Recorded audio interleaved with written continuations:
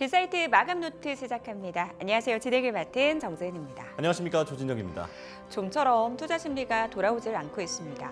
블랙 먼데이를 겪은 이후에 지표 민감도가 참 높아진 시장이다라는 생각이 드는데요.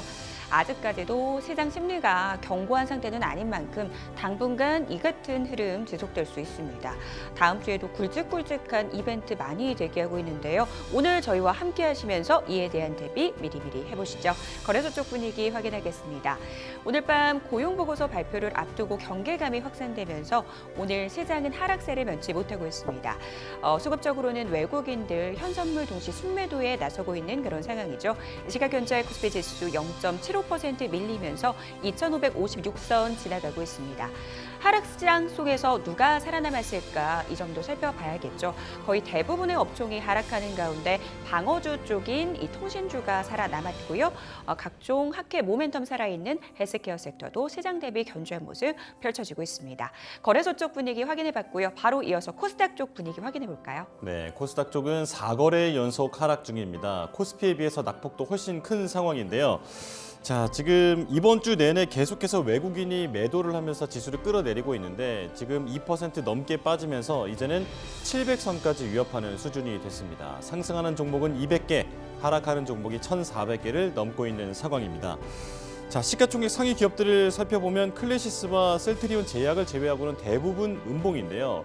그리고 중간중간에 K뷰티 관련주들이 그나마 버텨주고 있는 가운데 오늘도 역시 테마 장세가 펼쳐지고 있습니다. 테슬라발 자율주행 훈풍이 불면서 관련주들이 부각받고 있고, 그리고 전기차 화재 방지 관련 대책이 나오면서 이쪽의 모멘텀도 아직은 살아있다라는 걸 보여주고 있습니다. 자, 하지만 역시 윗꼬리가 길게 달린 종목들이 곳곳에서 포착되고 있기 때문에 변동성에는 주의하셔야겠습니다. 자, 한 주의 마지막입니다. 마지막 거래일 금요일 딜사이트 TV 마감노트 폐기 시작합니다.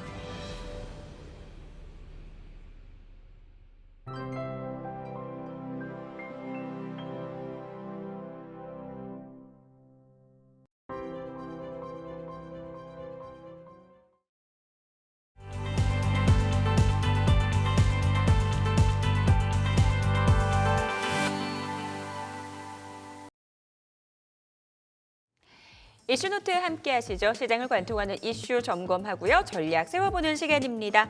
자, 오늘도 독립리서치 P&J 손창현 팀장과 함께 이야기 나눠보도록 하겠습니다. 어서 오세요. 네, 안녕하십니까. 금요일이라서 즐겁게 방송하고 싶은데 시장 분위기가 즐겁지는 않네요. 자, 오늘의 주제 화면으로 확인해 보시죠. 속수무책 증시 추석 전 전략 세워봅니다. 오늘 그래도 괜찮은 쪽 자율주행 테마입니다. 봐야 할 곳 어딘지 짚어보고요. 전기차 화재 대책이 발표됐죠. 수혜주 찾아보도록 하겠습니다. K뷰티의 범위가 확장되고 있는데 어디까지 봐도 되는 걸까요? 전략 세워보도록 할게요. 시장 대응부터 이야기 나눠보도록 하겠습니다. 원래도 전통적으로 9월은 약세장이다라는 것 우리 모두 잘 알고 있었죠.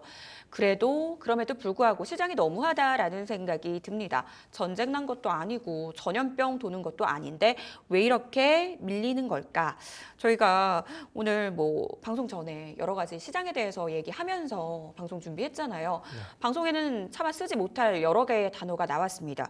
그만큼 시장 분위기가 안 좋다라는 건데 추석 전에는 가만히 있는 게 답이에요? 제가 봤을 때는 굳이 지금 어떠한 상승할 수 있을 만한 거리들이 별로 없는 것 같습니다. 미국에서도 전날 보시면 아시겠지만 민간 고용 지표가 그렇게 좋게 나오지는 않은 상황이고요. 네. 거기에 또 제조업 지수가 조금 좋게 나오긴 했지만 그래도 시장을 부양을 하기 위해서는 여러 가지 지표들이 탐탁지 않게 나오고 있는 상황이다라고 보고 있어서 미국에서 훈풍이 좀 불어야 우리나라 시장이 그나마 좀 상승할 수 있을 확률이 높거든요. 그렇지만 미국에서 여전히 좀 지지부진한 가운데서 이제 해외 쪽 우리 시장 말고 이제 대만이라든지 일본 시장도 반등을 하면 국내 시장이 조금 영향을 조금 입지 않을까라고 생각을 했는데 일본 시장은 오늘 좀 장 초반에 지금 제가 확인하고 있을 때까지만 해도 좀 빠지는 흐름이었습니다. 그리고 네. 대만 증시도 역시나 별로 좋지 않았었던 것 같고요. 중국도 제가 봤을 때는 별로 좋지 않았었던 것 같은데 지금은 어떻게 될지 모르겠지만 어찌됐든 전반적으로 다 좋지 않다는 거죠. 그래서 시장이 일단 이러한 상승으로 전환되기 위해서는 뚜렷하게 어떠한 그 모멘텀이 좀 발생을 해야 된다고 보고 있습니다. 그게 가장 빠른 게 역시 수급적인 부분이라고 볼 수가 있을 것 같아요. 그래서 코스피 기준으로 봤을 때는 어떤 이제 투자 주체가 강력하게 좀 매수할 수 있을 만한 모멘텀이 필요하다라고 보고 있습니다. 그래서 외국인이 됐든 기관이 됐든 뭐 제가 봤을 때는 한 못해도 한 2천억에서 3천억 주식으로 매수를 한다라고 하면 조금 단기적인 하락이 어느 정도 진정이 될 가능성이 높지 않겠느냐라고 보고 있고요. 역시나 뭐 코스피 기준으로 보면 삼성전자, 하이닉스 지난번에도 이번 주에도 잠깐 얘기를 해드렸지만 추가적인 저점을 갱신하는 그런 방향을 보이고 있다는 거죠. 그래서 삼성전자가 최근 저점을 좀 추가적으로 낮췄기 때문에 네. 증시도 추가적으로 하락도 배제할 수가 없다라고 볼 수가 있을 것 같고 SK 하이닉스도 그런 가운데서도 어제는 좀 반등이 나왔지만 오늘도 속수무책으로 또 하락을 하고 있는 상황이기 때문에 그런 거를 전반적으로 따져봤을 때는 지수를 그렇다라고 하면 부양을 하는 거는 조금 어렵지 않겠느냐라고 보고 있고 거기에 이제 코스닥을 보시면 코스닥은 테마주 장세로 계속 이어지고 있잖아요. 그런 것도 제가 봤을 때는 좀 별로 좋지 않은 그런 형국 중에 하나지 않을까라고 보고 있어서 9월 전에는 특별한 모멘텀이 없는 한 그냥 현금을 보유하고 있는 것도 하나의 투자 방법이 아닐까 그렇게 좀 생각을 해봐야 되지 않을까 그렇게 보고 있습니다. 보수적인 관점에서 시장 대응해보자.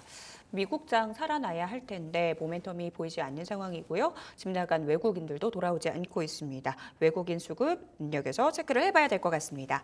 앞서서 팀장님께서도 말씀을 해주셨는데요. 최근 시장 보면 주도주는 안 보이고 테마만 득세하는 시장 분위기 반복되고 있습니다. 오늘도 그 연장선상에 있죠.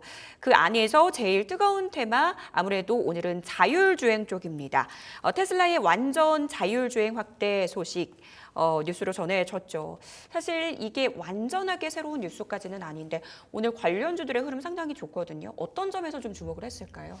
예, 테슬라가 이제 자율주행 관련돼서 이제 아시다시피 FSD라고 하죠. 이 관련된 거를 이제 적극적으로 추진을 해서 이 유럽이나든지 중국 쪽에 판매를 하겠다라고 하는 얘기가 나오면서 어제 테슬라 주가가 상당히 좀 좋은 흐름을 보였습니다.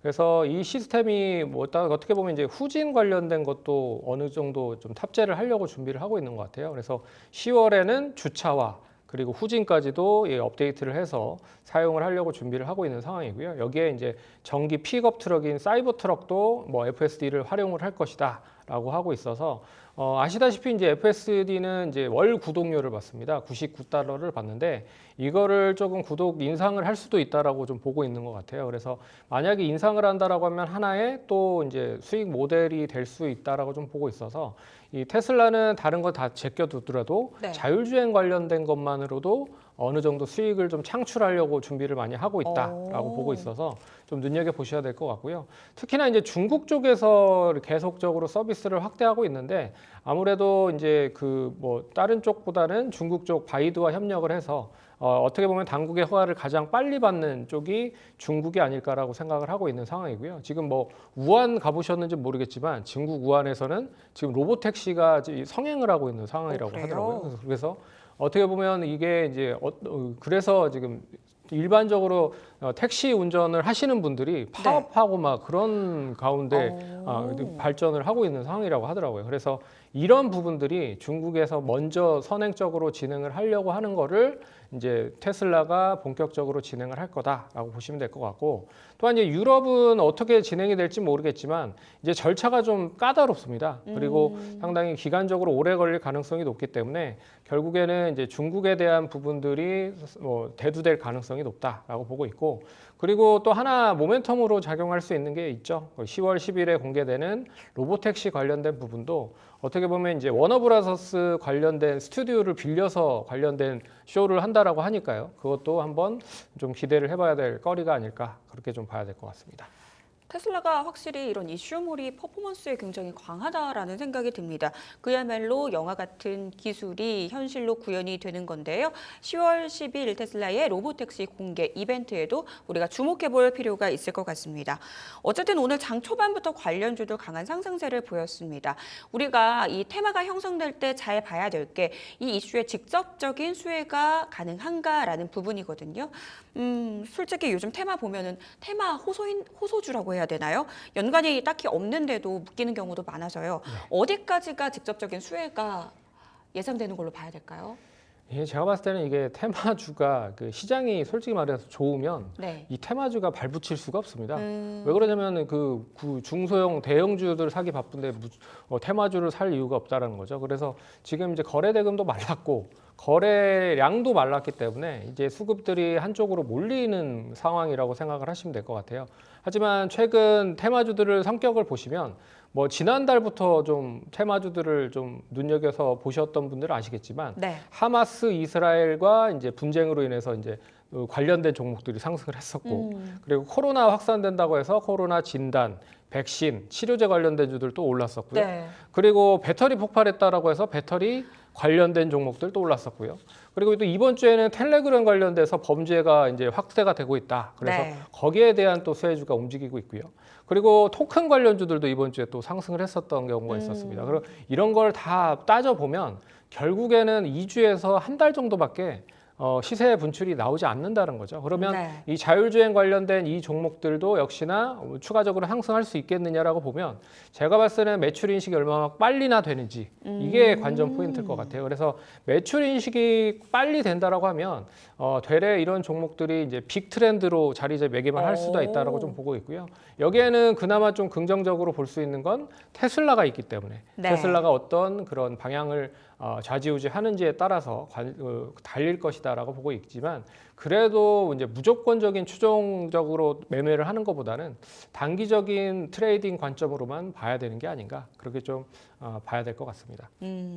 최근 테마주가 득세하는 시장 분위기 지속되고 있습니다. 우리 투자자분들이면 잘 알고 계시겠지만 시세 연속성 가져가는 쪽이 별로 없거든요.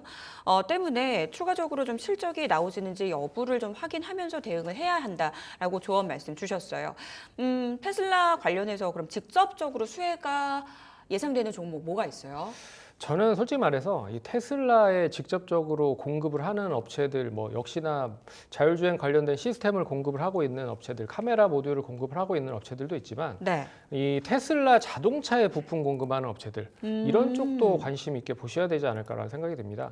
결국에는 이제 자율주행을 많이 판매를 한다라고 보면 자동차가 많이 팔려야 된다라고 볼 수 있기 때문에 그러면 이제 자동차에 얼마만큼 많은 이제 부품들을 공급을 하는 업체들이 있는지를 보셔야 될 것 같다. 그래서 테슬라의 이제 열 관리 시스템을 전문적으로 하는 업체가 한온 시스템입니다. 네. 그렇기 때문에 한온 시스템도 관심 있게 보시면 좋을 것 같고요. 테슬라의 공조 장치를 역시나 공급을 하고 있는 쪽이 우리산업입니다. 그런 것도 좀 눈여겨 보시면 좋을 것 같다. 그래서 이 다른 이제 뭐 여러 가지 테마주들이 있지만 실질적으로 테마주에 속해 있지만 실적이 제대로 나오는 종목들은 별로 없다. 라는 거를 감안해서 보시면 좋을 것 같고 그나마 카메라 쪽 관련돼서는 이제 퓨런티어가 이 자율주행 관련돼서 이제 테슬라에 예전부터 공급을 했었던 이 카메라 모듈 검사 장비나 카메라 쪽 관련된 레퍼런스를 보유를 하고 있는 상황입니다. 그래서 그나마 퓨런티어가 실적이 좀 나오면서 테슬라에 공급을 하고 있는 그런 쪽이 아닐까라고 보고 있어서 뭐 이 실적이 뒷받침이 되는 쪽을 잘 눈여겨서 보시면 좋을 것 같고 기술적인 종목과 그리고 자동차 부품 쪽으로 나눠서 보시면 좋지 않을까 그렇게 좀 언급을 드리겠습니다.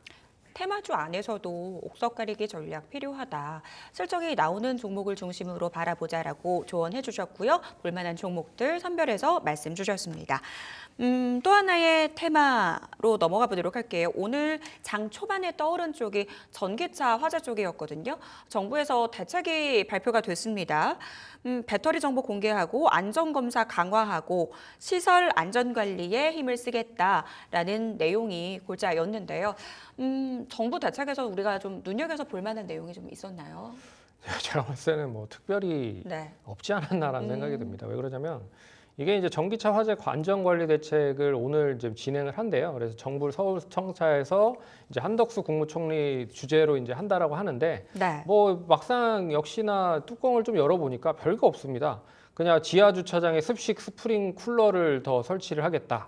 그리고 전기차 책임보험 가입을 확대를 하겠다. 뭐 이런 거기 때문에 네. 뭐 제가 봤을 때는 뭐 그 자동차 업체들에 대한 부분도 좀 생각을 해보셔야 될 것 같거든요. 오. 자동차 제조사가 어떠한 이제 뭐 제스처를 좀 취해야 되는 가능성이 높은데 그러지 않고 이제 정부가 한다라는 것 자체는 그렇게 크게 이게 이어질 수 있을지가 관건일 것 같고요. 네. 그런 점에서 일단은 뭐 자동차 제조사와 함께 얼마만큼 이런 이제 뒷받침이 될 수 있는지를 좀 면밀히 확인을 해보셔야 될 필요가 있지 않을까 그렇게 좀 봐야 될 것 같습니다. 막상 뚜껑을 열어보니까 결국 알맹이 있는 내용은 없었다라고 정리해 볼 수 있을 것 같은데요.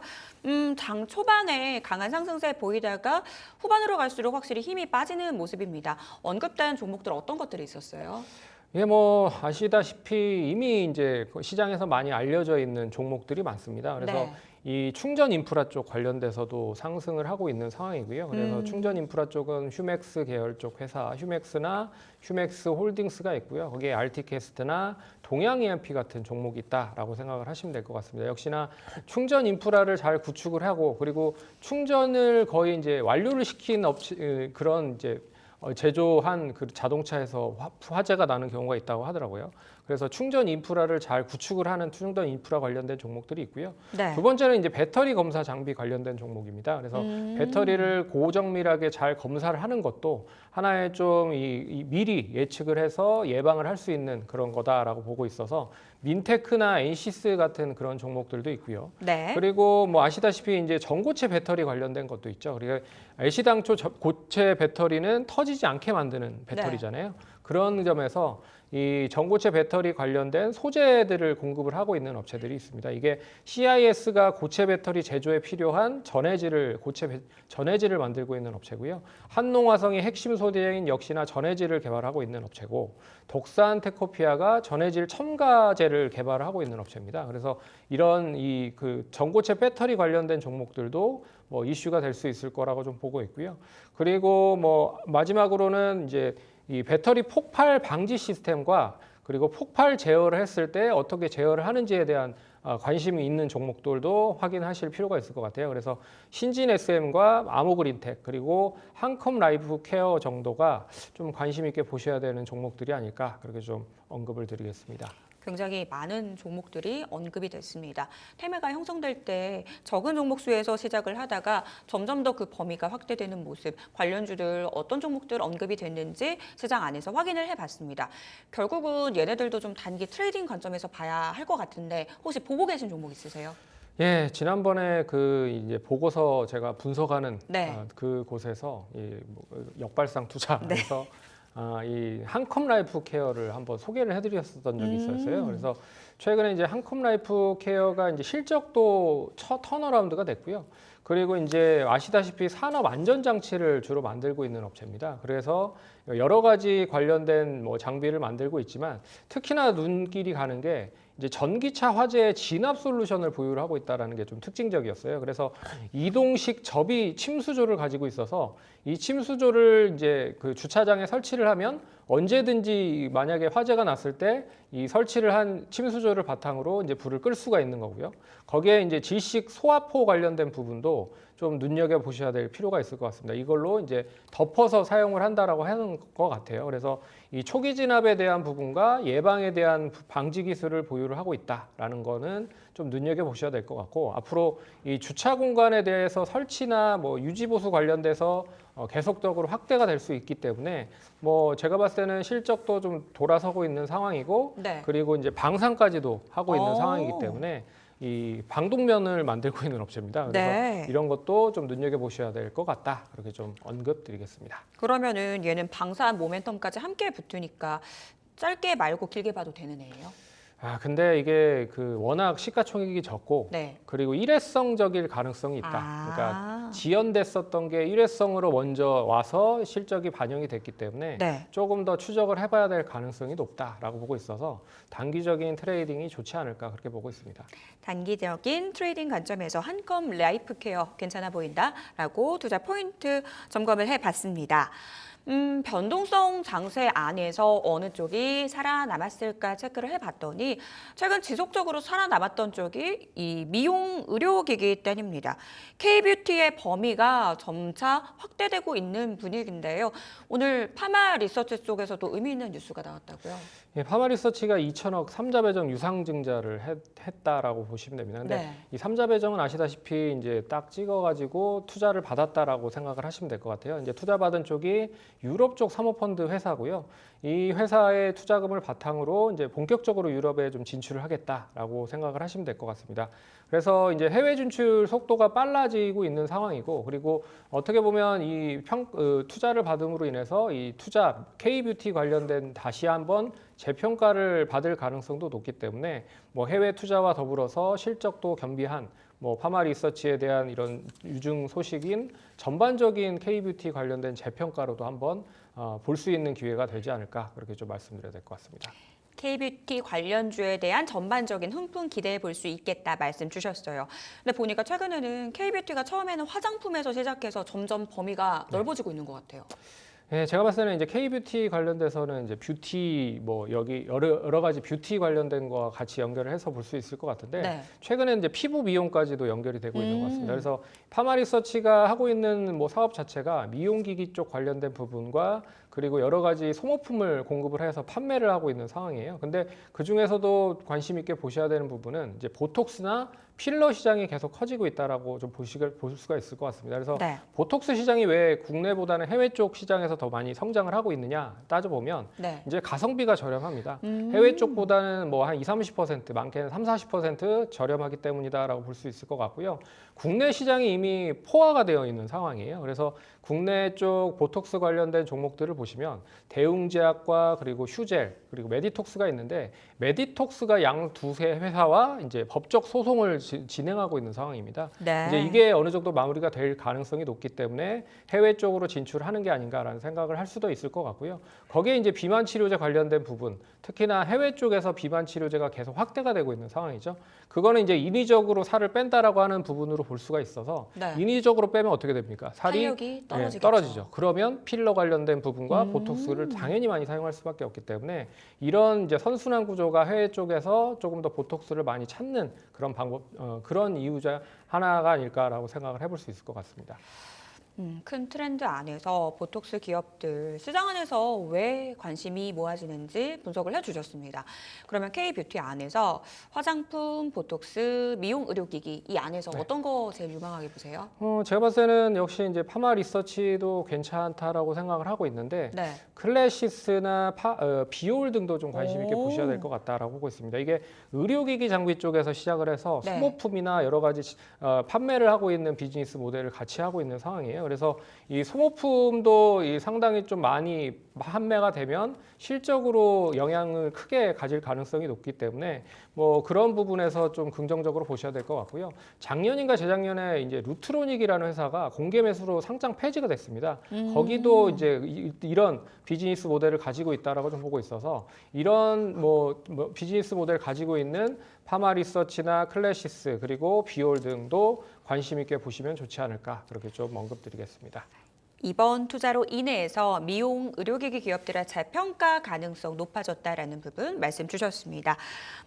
이제 다음 주 시장 우리가 전략 세워봐야 될 것 같은데요. 다음 주에 이벤트 정말 많잖아요. 미국 대선 토론도 있고 애플의 신제품 공개도 대기하고 있습니다. 개인적으로 어떤 이벤트에 좀 제일 주목하고 계세요?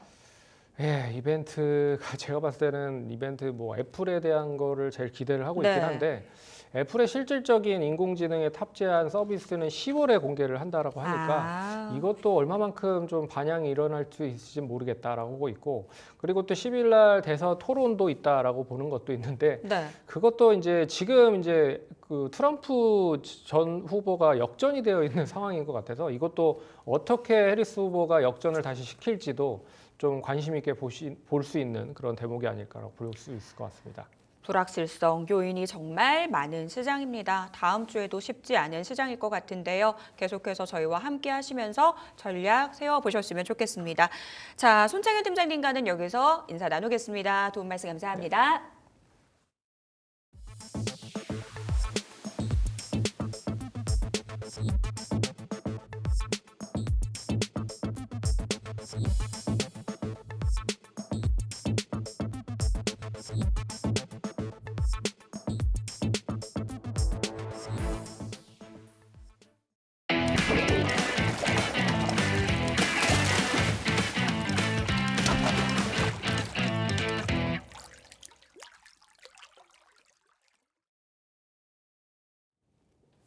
바닥에 있는 월척 종목을 낚아보는 시간입니다. 강태공 전문가와 함께합니다. 어서 오십시오. 예, 안녕하세요. 네, 자 이번 한 주 어떠셨는지 좀 여쭤보고 싶은데 사실 투자자들 이번 한 주 내내 평생 쉴 한숨 다 쉬었다는 얘기 많이 들었거든요.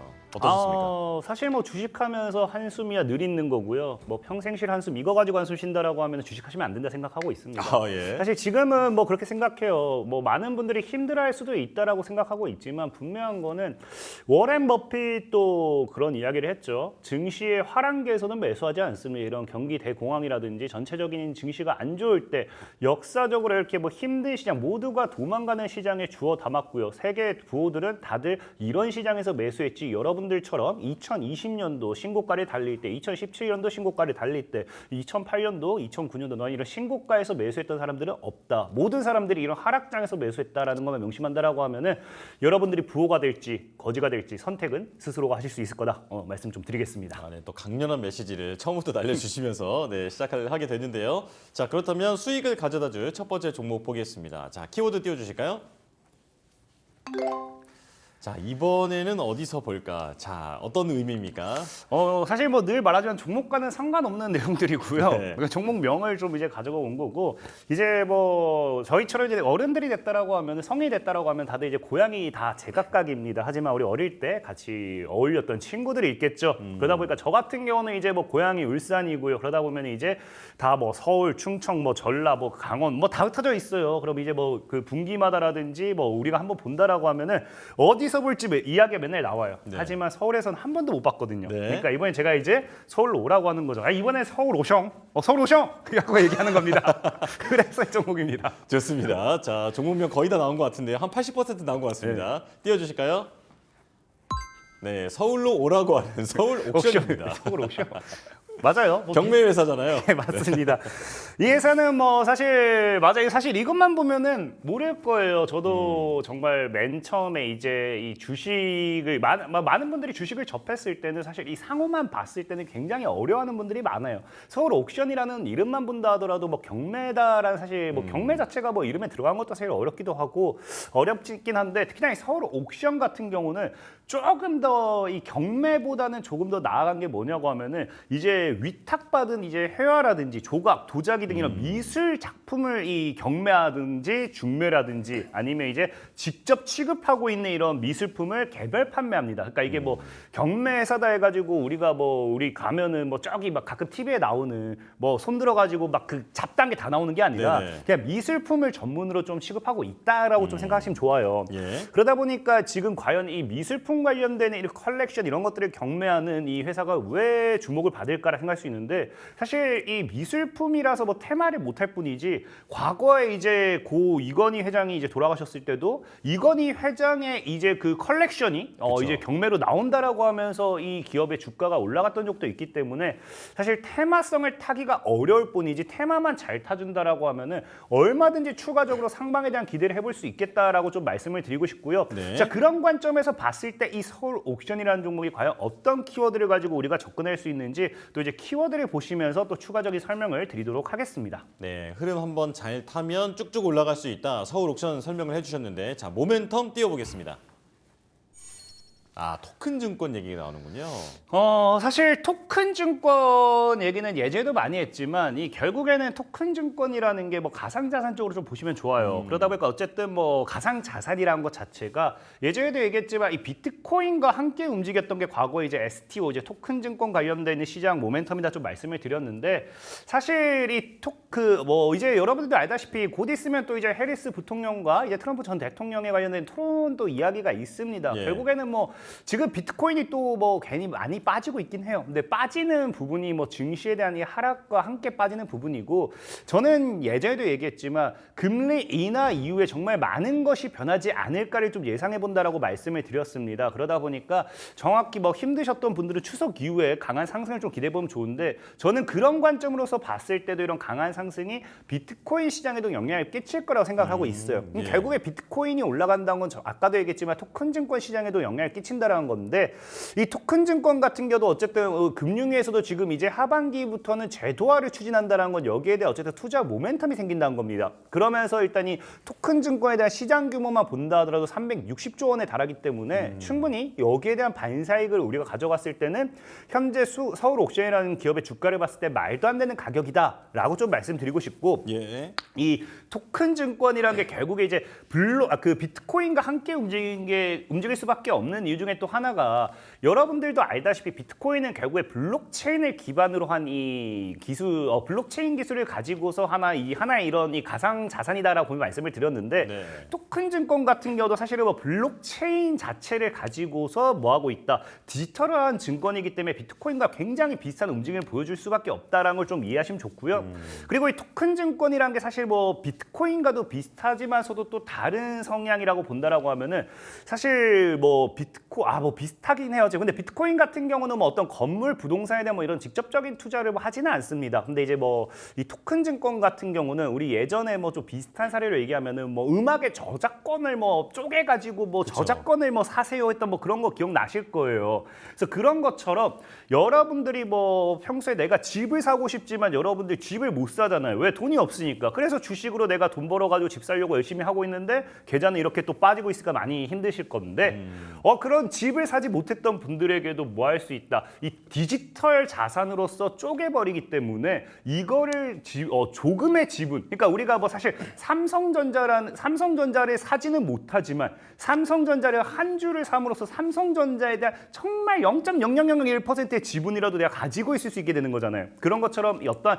부동산이라든지 미술품이라든지 이런 것들에 대한 이 지분을 우리가 좀 가질 수 있게 해주는 것이 토큰 증권이다 보시면 좋고요. 예. 그렇기 때문에 이런 것들이 적은 금액으로도 충분히 투자할 수 있기 때문에 이 토큰 증권에 대한 시장 규모 메리트가 굉장히 커요. 근데 어쨌든 이 서울 옥션이라는 기업이 왜 토큰 증권과 엮이느냐를 본다라고 하면은 과거에 이제 뭐 아까도 얘기했지만 서울 옥션은 미술품 자체를 경매로 한다 했어요. 근데 이거를 여러분들이 과거에 기억하실 거예요. 대체 불가능이라고 하면서 NFT 기억나실 겁니다. 그래서 NFT 관련 사업과 함께 그 당시에 서울 옥션이 발표했던 게 우리도 미술 작품에 있어서는 미술 작품의 조각으로 투자할 수 있게 STO 사업에 이제 토큰 증권 사업에 뛰어들겠다라고 하면서 서울 옥션이 과거 그 관련 사업에 뛰어들었던 이력이 있기 때문에 이 서울 옥션 같은 경우는 충분히 이 토큰 증권 관련돼 있는 반사이익을 가지고 갈 수 있는 기업 중에 하나다라고 좀 보시면 좋고요. 예. 자, 그리고 두 번째로는 사실 이 뭐 소니가 이제 또 XR 헤드셋을 이제 국내 출시 임박했다라고 발표를 합니다.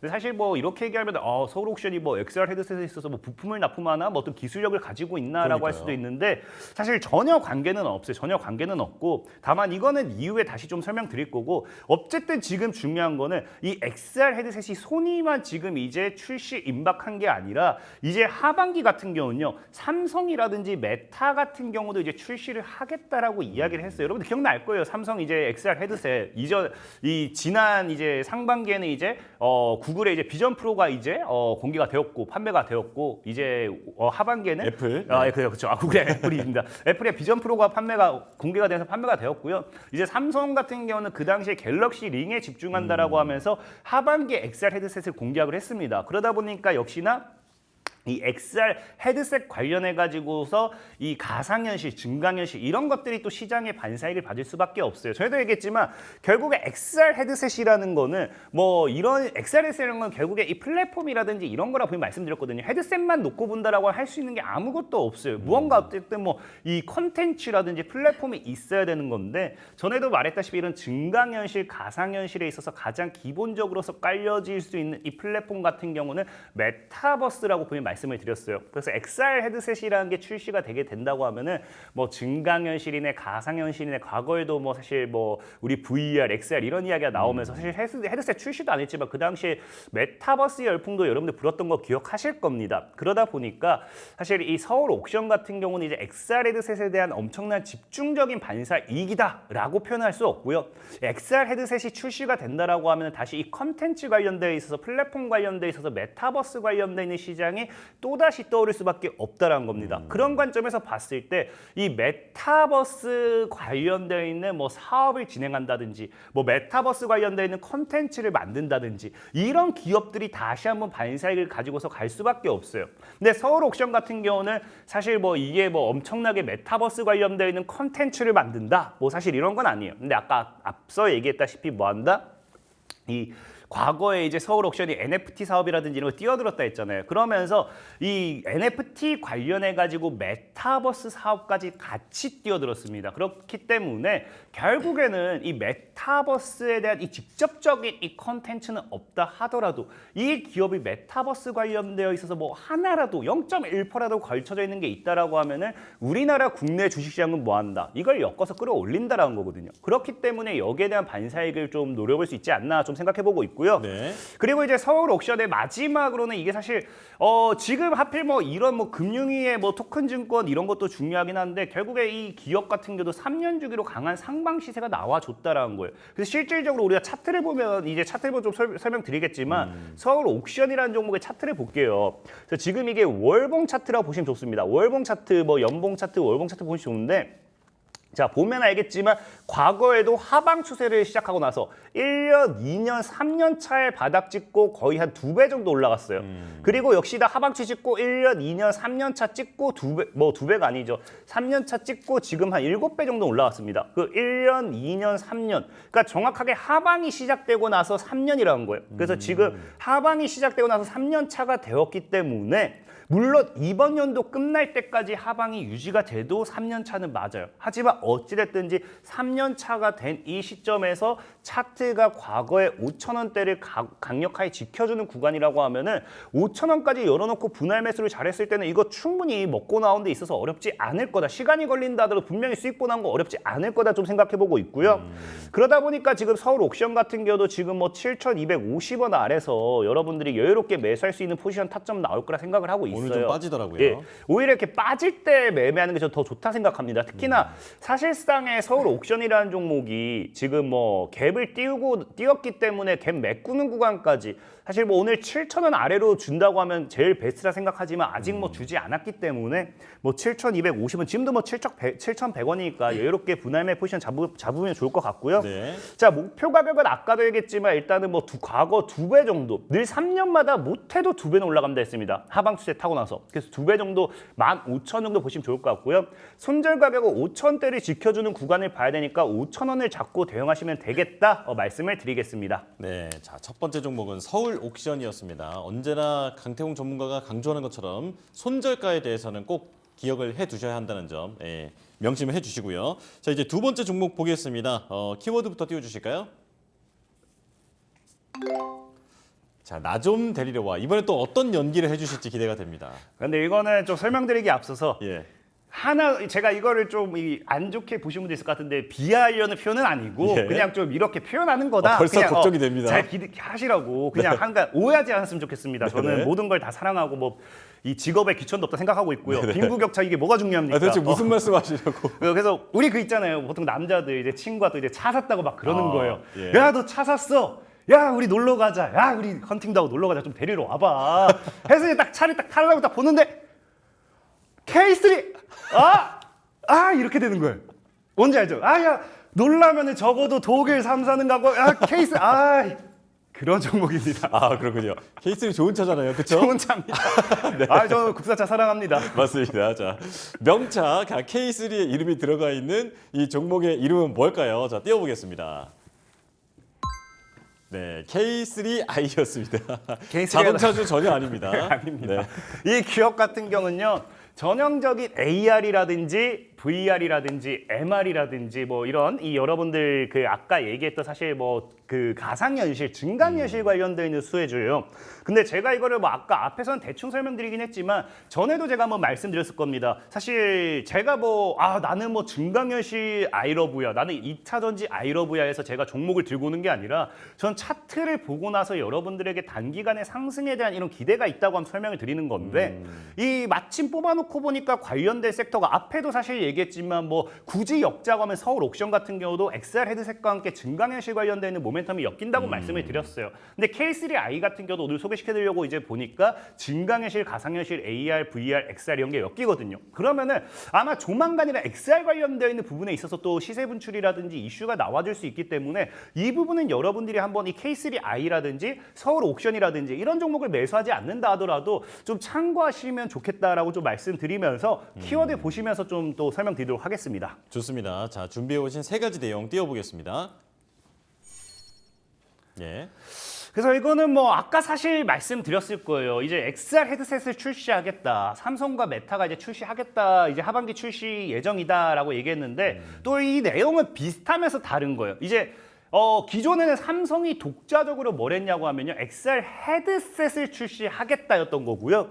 이제 최근에 또 뉴스가 나오는 건 뭐냐? 이 삼성이 이제 구글과 이제 퀄컴과 해가지고 이제 XR 생태계를 이제 구축을 협력합니다. 그러면서 이게 어떤 걸 협력하게 되냐고 하면은 우리가 정말 뭐 영화 속에서 나왔던 예전부터 뭐 나왔던 이 미래 기술 중 하나, 이 스마트 글래스라고 해서 안경. 이 안경을 쓰고서 이제 뭐 우리 그 영화 애니메이션 그 명탐정 코난 보시면 이거 딱 누르면은 뭐 그 위치 추가가 다 하잖아요. 축구공 나오잖아요. 네, 축구공도 나오고 사실 축구공은 뭐 증강현실 기술로 나올 수 있겠지만 실제로 나올 수는 없을 것 같아요.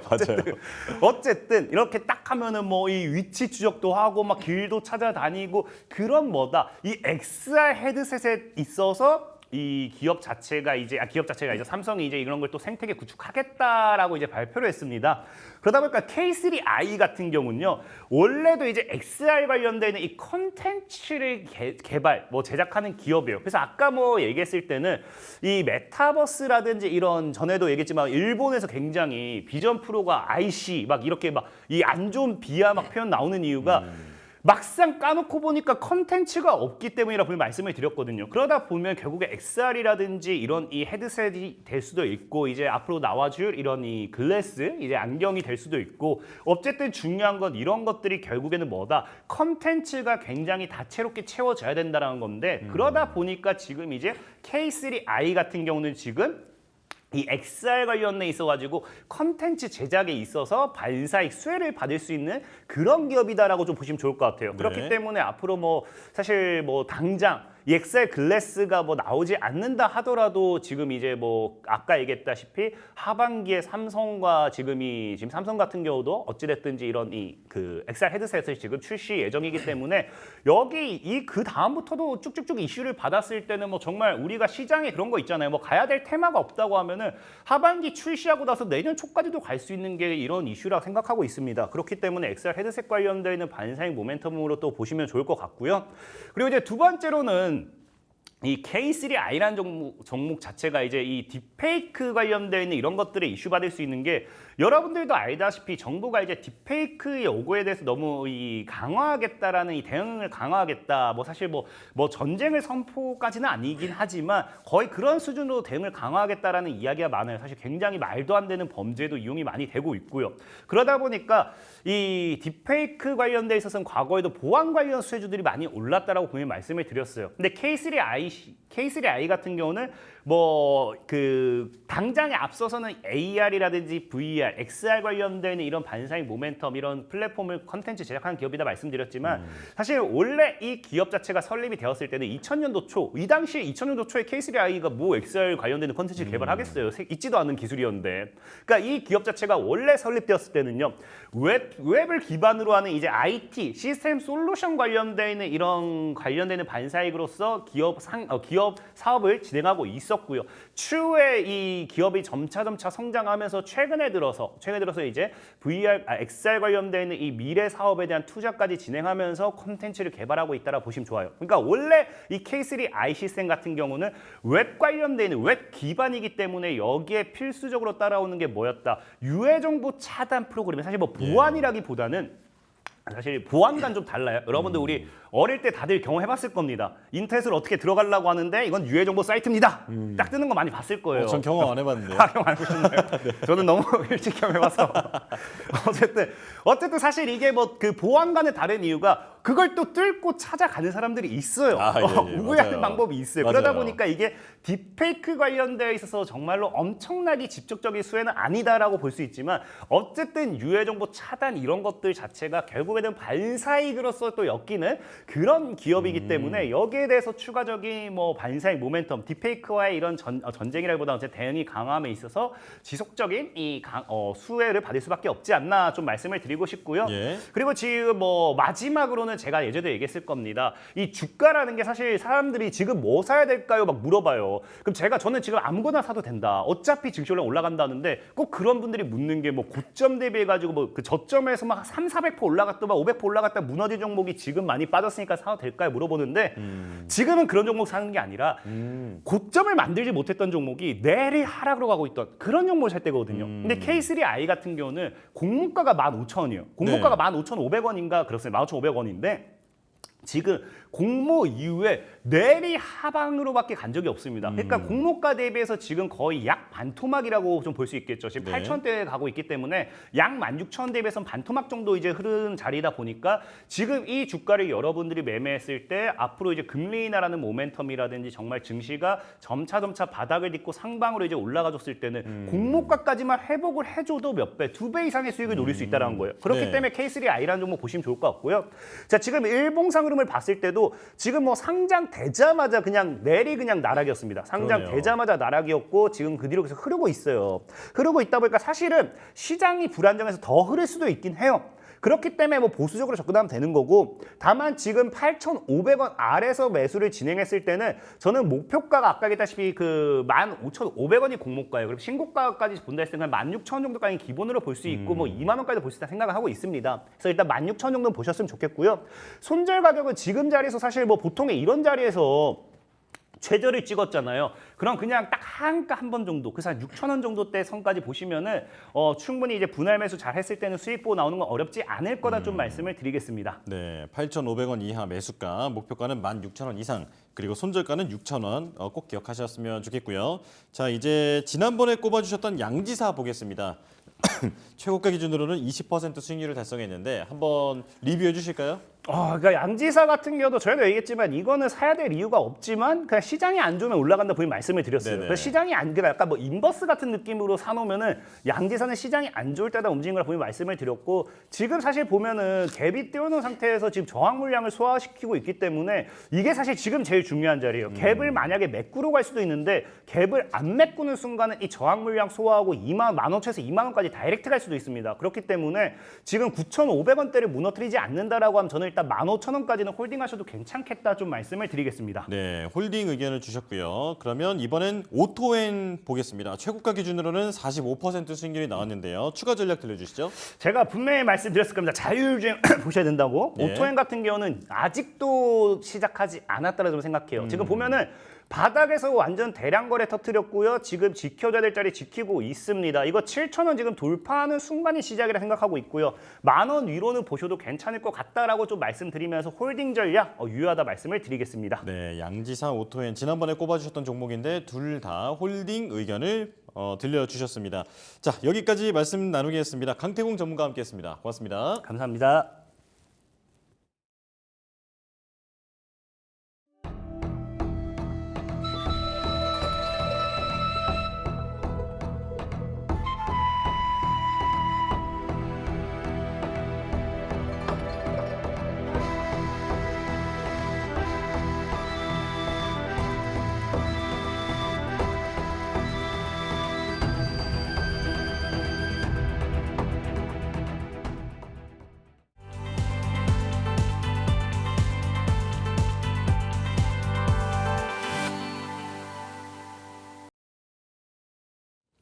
증권사 리포트를 통해 투자 인사이트를 넓혀보는 시간입니다. 손창현 팀장과 함께하겠습니다. 어서 오십시오. 안녕하십니까? 네, 자, 첫 번째 리포트 바로 열어볼 텐데요.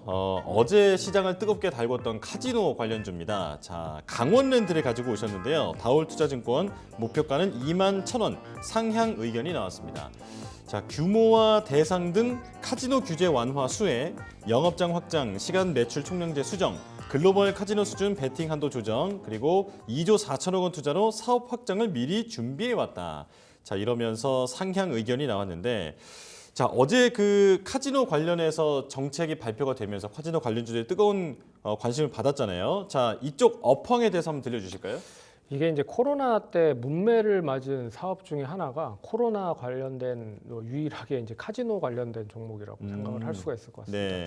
왜냐하면 이제 코로나19 때 뭐 다양한 외부 활동을 어렵게 할 수밖에 없기 때문에 국내에서도 유일하게 이제 내국인 카지노만 전문적으로 했었던 이 강원랜드가 영업 시간 제한을 뒀어요. 그래서 9시 이후에는 이 카지노에 들어갈 수 없는 이런 것도 있었고, 예. 그리고 어느 시간이 되면 이제 추가적인 영업 인원이 되면 추가적으로 이제 입장을 못 시킵니다. 그래서 10,000명 정도로 그때 당시 기억을 했었는데 인원 제한까지 뒀어요. 그래서 예. 10,000명이 넘어서 제가 못 들어갔었습니다. 네, 그런 경우도 있었어요. 그래서 예. 20년과 21년에 적자가 계속 전환이 되면서 뭐 실적이 급격하게 좀 안 좋아졌죠. 근데 어떻게 보면 이제 국내 내국인 카지노의 독점적인 지위를 동사가 가지고 있는 업체이기 때문에 이 우리나라 어떻게 보면 사행성을 너무 좋아하는 민족이잖아요. 그런 거를 감안해 보면 제가 봤을 때는 이제 국내 유일하게 이제 카지노가 국내에서 유일하게 이제 강원랜드만 할 수 있다라는 것도 가장 큰 장점이다라고 생각을 할 수가 있을 것 같고요. 뭐 여러 가지 규제가 좀 완화가 된다고 하고 있긴 한데 제가 봤을 때는 우리나라에 카지노의 모든 출입을 외국인, 내국인 상관없이 일단 내국인도 외국인 카지노에 들어갈 수 있다. 이렇게만 되면 제가 봤을 때는 카지노 시장은 엄청나게 더 커질 가능성이 높지 않겠느냐라고 보고 있는데 이거는 이제 비단 유럽이라든지 북미 쪽, 미국 쪽만 가도 뭐 웬만한 그런 그 음식점 같은 데 가보시면 다 보고 베팅을 하거나 도박을 할 수가 있는 구조를 만들어 놓은 상황이 많아요. 예. 그렇기 때문에 이게 우리나라 시장에서만 뭐 이렇게 좀 제한적으로 두고 있는 상황인데 이게 좀 풀리면 좋지 않을까라고 생각을 할 수 있을 것 같아서 제가 봤을 때는 사행성에 대한 부분을 결국에는 세제 지원에 대한 부분으로 좀 해소가 돼야 되지 않을까라는 생각도 해볼 수 있을 것 같습니다. 예. 자, 국내 유일의 내국인 카지노인 강원랜드에 대한 리포트를 이제부터 살펴볼 텐데요. 어떤 투자 포인트가 담겨 있습니까? 예, 다올투자증권에서 21,000원 매수 상향 조정했습니다. 예, 제목을 보시면 추석 선물이 도착됐다 가능성이 보이고 이제 9월 5일 날 그 장전 카지노에 대한 완화 규제가 공시가 됐다. 그래서 이 공시된 것을 좀 보시면 규제 완화에 대한 내용이 가장 큽니다. 그래서 카지노 일반 영업장 면적이 기존 이제 4,393평에서 네. 6,128평으로 약 40% 넘게 확장을 할 수 있게끔 이제 규제가 좀 줄어들었다, 그러니까 넓어졌다라고 보시면 될 것 같고요. 그리고 이제 두 번째는 카지노 게임 관련된 기구 대수를 기존의 테이블 머신 합쳐서 각 200대, 1,360대로 이제 50대와 250대를 증가를 할 수 있게끔 만들었다라고 보고 있어서 이제 카지노 게임 대수도 많이 늘어나고 그리고 카지노에 대한 그런 이제 면적도 늘어날 수 있게끔 규제 완화를 했다라고 보시면 될 것 같고요. 그리고 세 번째는 이제 외국인 전용 내 카지노 관련돼서 이제 한도 상향을 3천만 원에서 3억 원으로 높여놨습니다. 이게 뭐 우리나라에서 이제 뭐 소셜 게임 관련된 부분, 소셜 게임 관련된 부분을 보시면 특히나 뭐 한 게임이나 네. 세이클럽에서 이런 거를 이제 하루에 베팅할 수 있는 금액, 결제할 수 있는 금액을 한정적으로 정했었는데 이걸 좀 풀었거든요. 네. 그러면서 매출이 엄청나게 증가를 했었던 기본적인 그런 눈으로 좀 보였던 그런 게 있었기 때문에 이 카지노에서도 이런 상향으로 조정했다는 거는 분명히 좀 상승을 할 수 있는 요인이 될 수 있을 것이다라고 보고 있고요. 네 번째는 이제 외국인 이용 대상을 확장을 했다라고 보고 있습니다. 그래서 기존에 이제 시민권자에 한해서만 이 사용이 됐는데 이제 영주권까지 가지신 분들을 한해서 또 이용을 확대를 했다라고 해서 여기에 대한 모멘텀이 계속 이어지고 있는 거고요. 그리고 두 번째는 이제 모멘텀이 그럼 뭐냐? 동사는 이미 24년 4월에 2조 4천억에 대한 부분으로 투자 계획을 발표한 점이 있습니다. 그래서 카지노 분야 관련돼서 4가지 정도가 확인이 되고 있는 상황인데 첫 번째는 이제 영업정 3배 정도를 확장을 하겠다라고 먼저 얘기를 했고요. 거기에 이제 규제 완화 관련된 부분과 더불어서 일단 뭐 3배 정도 동사는 확장을 하겠다고 했는데 이제 40% 확장이니까 그래도 이제 40%의 확장에 대한 기대감도 있고 거기에 이제 테이블 머신 관련된 부분도 증가를 할 수 있다라는 기대감이 있는데 이건 이제 4년 뒤인 28년부터 영업장이 증축된 후에 적용이 되는 부분들이 있어서 기간적으로는 조금 여유가 있다라고 볼 수가 있는데 그래도 뭐 규제가 완화가 됐다는 거는 좀 긍정적으로 보셔야 될 것 같다라고 보고 있고요.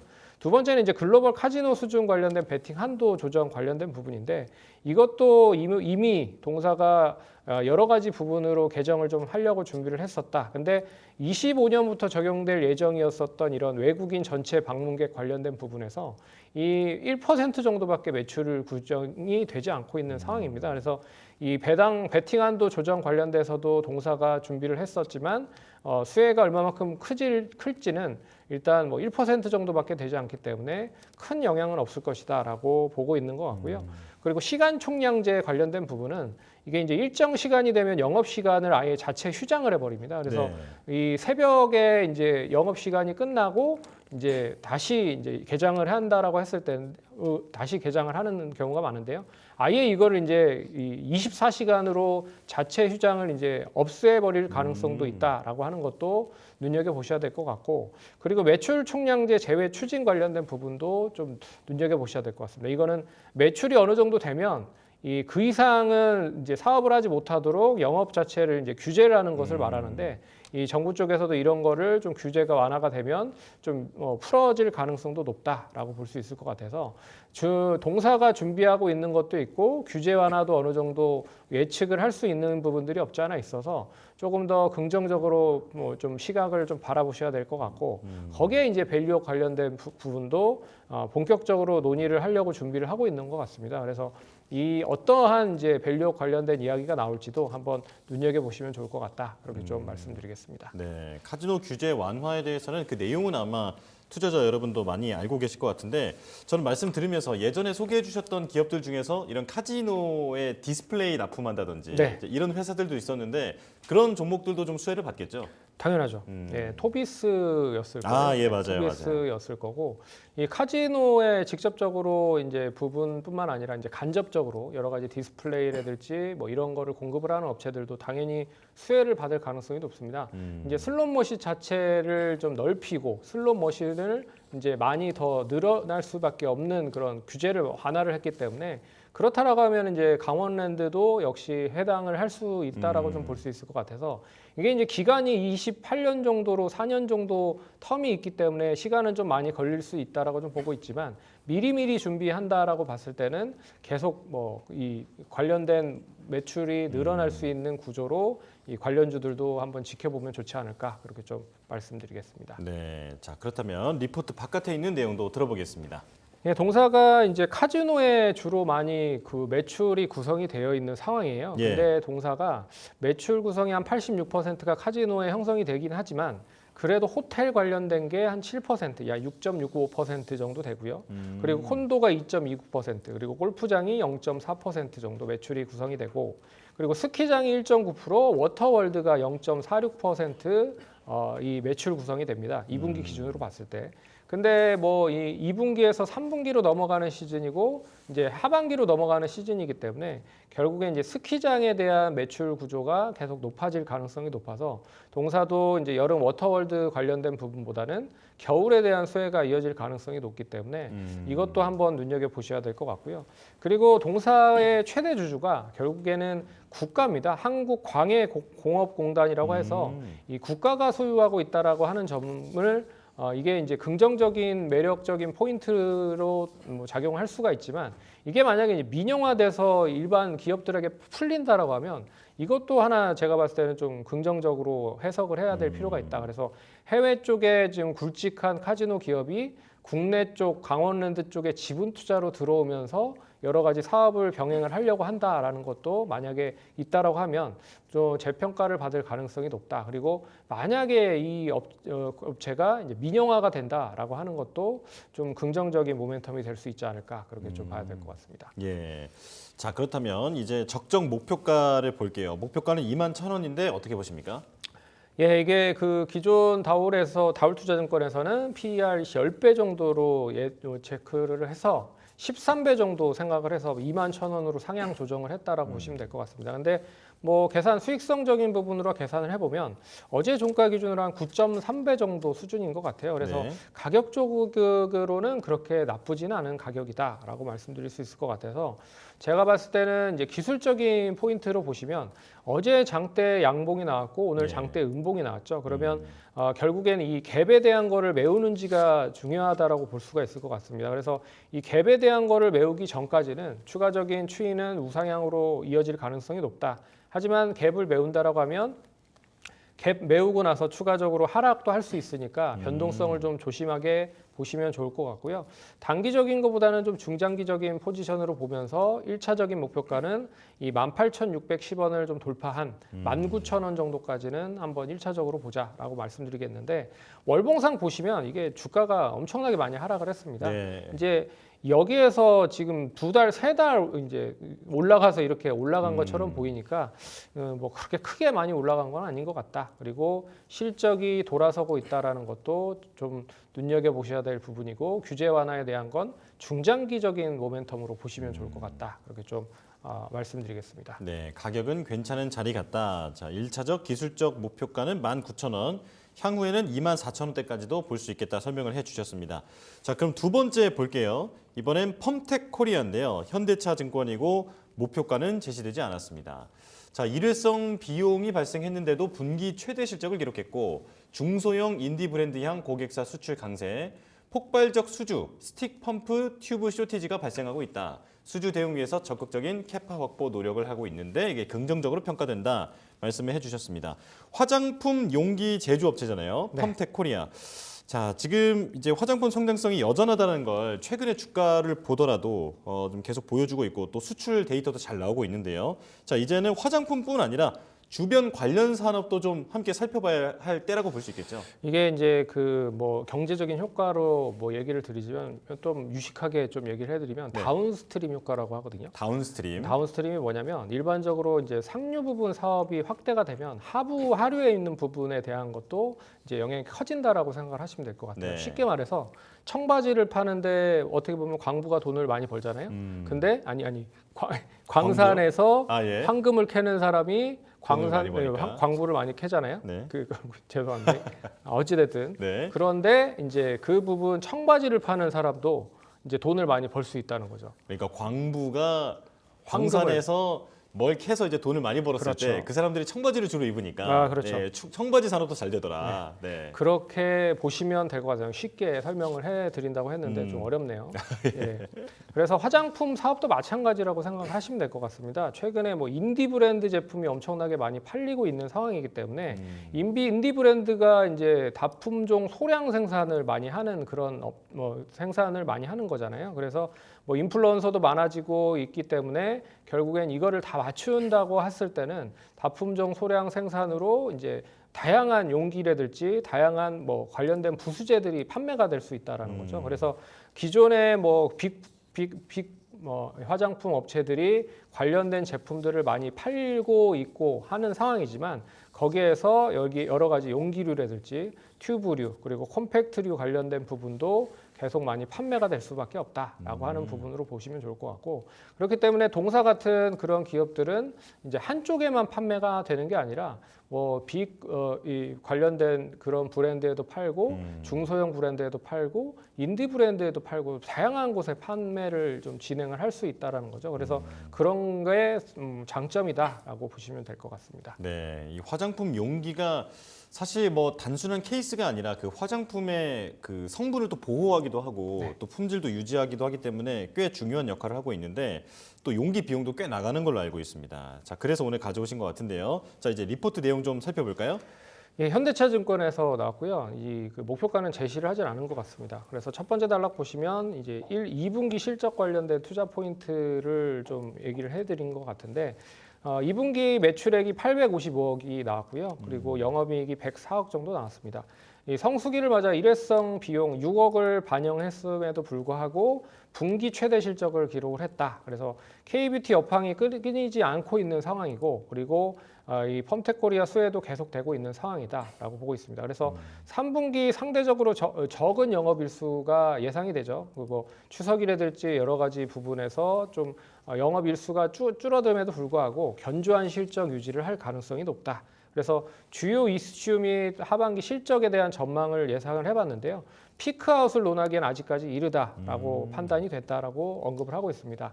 뭐 이유를 한 3가지 정도로 두고 봤는데, 첫 번째는 중소형 인디 브랜드에 대한 고객사 수출이 계속적으로 늘어나고 있는 상황이다. 그래서 국내 인디 브랜드 사양 물량도 계속 증가가 되고 있고 해외 쪽도 계속 늘어나고 있는 상황이기 때문에 인디 브랜드 쪽에 대한 매출이 끊이지 않고 있다라고 보고 있는 상황이고요. 두 번째는 이제 폭발적인 수주로 인해서 오히려 스틱이라든지 펌프, 튜브 쇼티지에 대한 발생이 계속되고 있다라는 것도 어떻게 보면 높은 수주 잔고를 유지하는 것 중에 하나다라고 볼 수가 있는 것 같고요.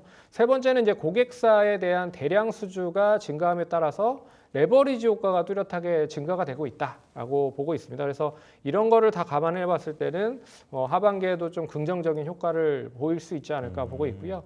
세 번째는 이제 수주 대응을 위해서 미리 동사가 캐파에 대한 부분을 확보를 적극적으로 대응을 했다라고 보고 있습니다. 그래서 예. 사출기나 펌프 조립기, 튜브 조립기 관련된 캐파를 단계식으로 이제 확대를 진행을 해놓은 상황이고요. 거기에 이제 부국 TNC 관련돼서도 튜브라인 중설 완공이 된 상황이고, 내년 초에는 약 20% 정도 늘어날 수 있는 캐파를 이미 수주로 대응을 해놓은 상황이다라고 볼 수가 있을 것 같고요.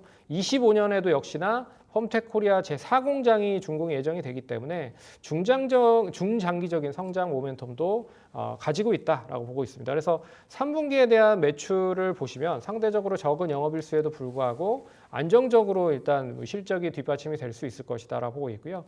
아웃소싱 인원 확대로 생산성 증가를 통해서 대응을 하겠다. 그리고 견조한 실적을 유지를 해서 가능할 것으로 기대를 하고 있고요.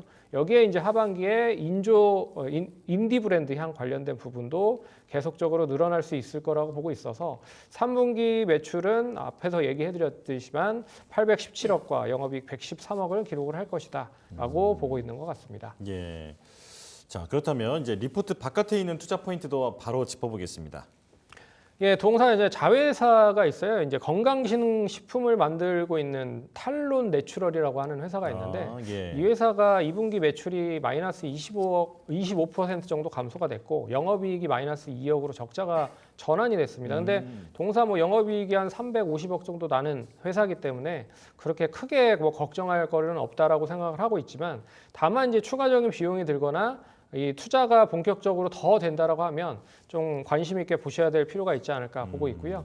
그런 면에서 이제 순현금과 투자 자산에 대한 부분을 확인해 볼 필요가 있을 것 같은데, 동사는 2분기 말, 그러니까 올해 24년 말을 보시면 현금은 한 860억 정도 보유를 하고 있는 상황이고요. 그리고 부동산, 투자 부동산도 한 180억 정도가 보유를 하고 있어서 두 개 합치면 한 1,000억 정도 이 투자 자산이 있다라고 하는 부분은 그나마 좀 이런 부분을 좀 긍정적으로 볼 수 있는 효과라고 말씀드릴 수 있을 것 같습니다. 네. 자, 그렇다면 펌텍코리아 이제 주가를 한번 보겠습니다. 목표가가 안 나왔는데 얼마까지 볼 수 있을까요?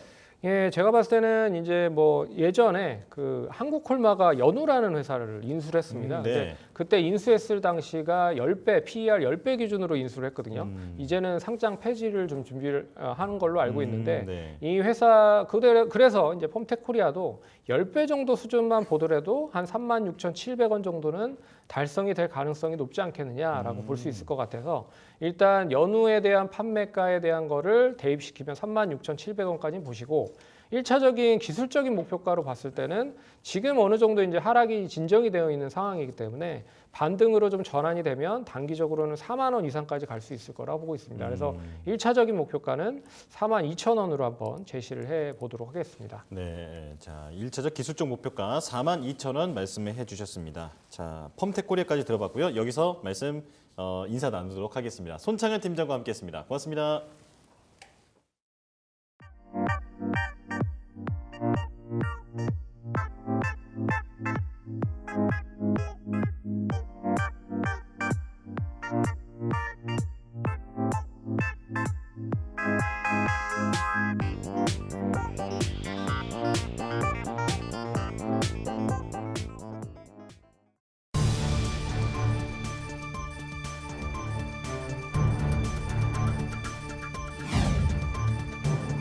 9월 6일 이 시각 주요 뉴스입니다.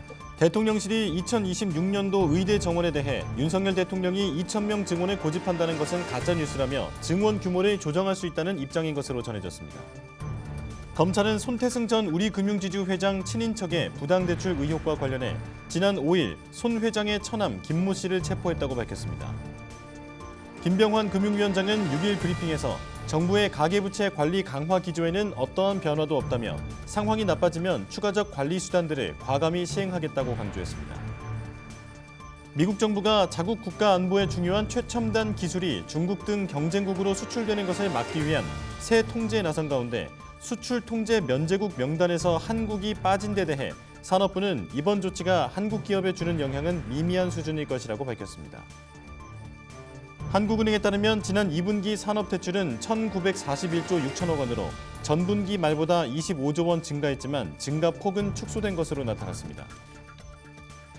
정부는 내년 2월 시행 예정이던 전기차 배터리 인증제를 올해 10월부터 앞당겨 시범 형태로 조기 시행하기로 했습니다.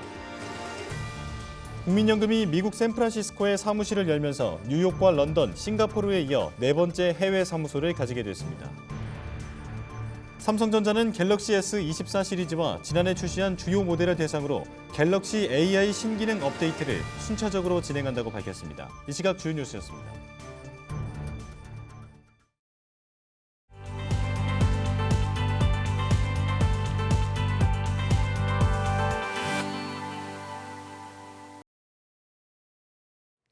수익률 4대 천왕의 종목을 엿볼 수 있는 시간입니다. 수익사와 함께해 보시죠. 자, 오늘은 이재진 전문가 연결해서 종목 이야기 나눠보도록 하겠습니다. 전문가님 안녕하세요. 네, 오늘 금요일입니다. 오늘은 어떤 종목 소개해 주실 건가요?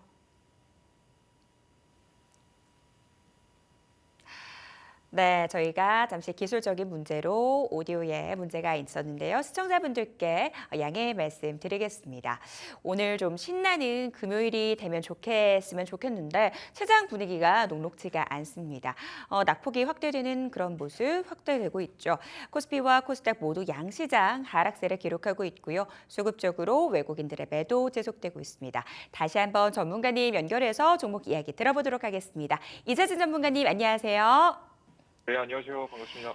네, 오늘의 종목 바로 공개해 주시죠.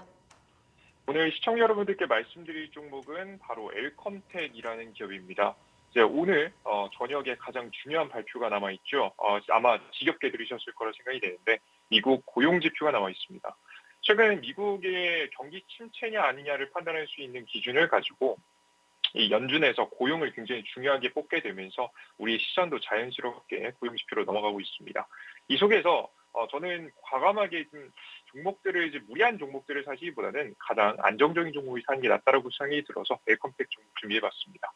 엘컴텍 같은 경우에는 금 관련 종목이라고 보시면 될 것 같아요. 자회사가 금광 탕사권에 대한 지분을 50% 이상 들고 있는 기업이라서 항상 주가가 시장이 좀 흔들릴 때마다 상승하는 기업입니다. 아마 가장 안정적으로 찍을 수 있을 만한 종목이 되지 않을까 싶어요. 차트 보시면서 말씀드려보도록 하겠습니다.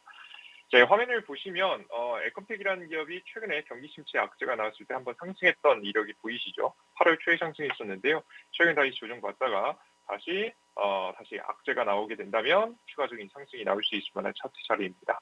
만약에 악재가 나오지 않는다라고 하더라도 현재 차트 자리가 고가권은 아니기 때문에 크게 밀리지도 않을 거라고 보여져서 여러분들께 가장 안전한 종목이라고 생각해서 가지고 나왔어요.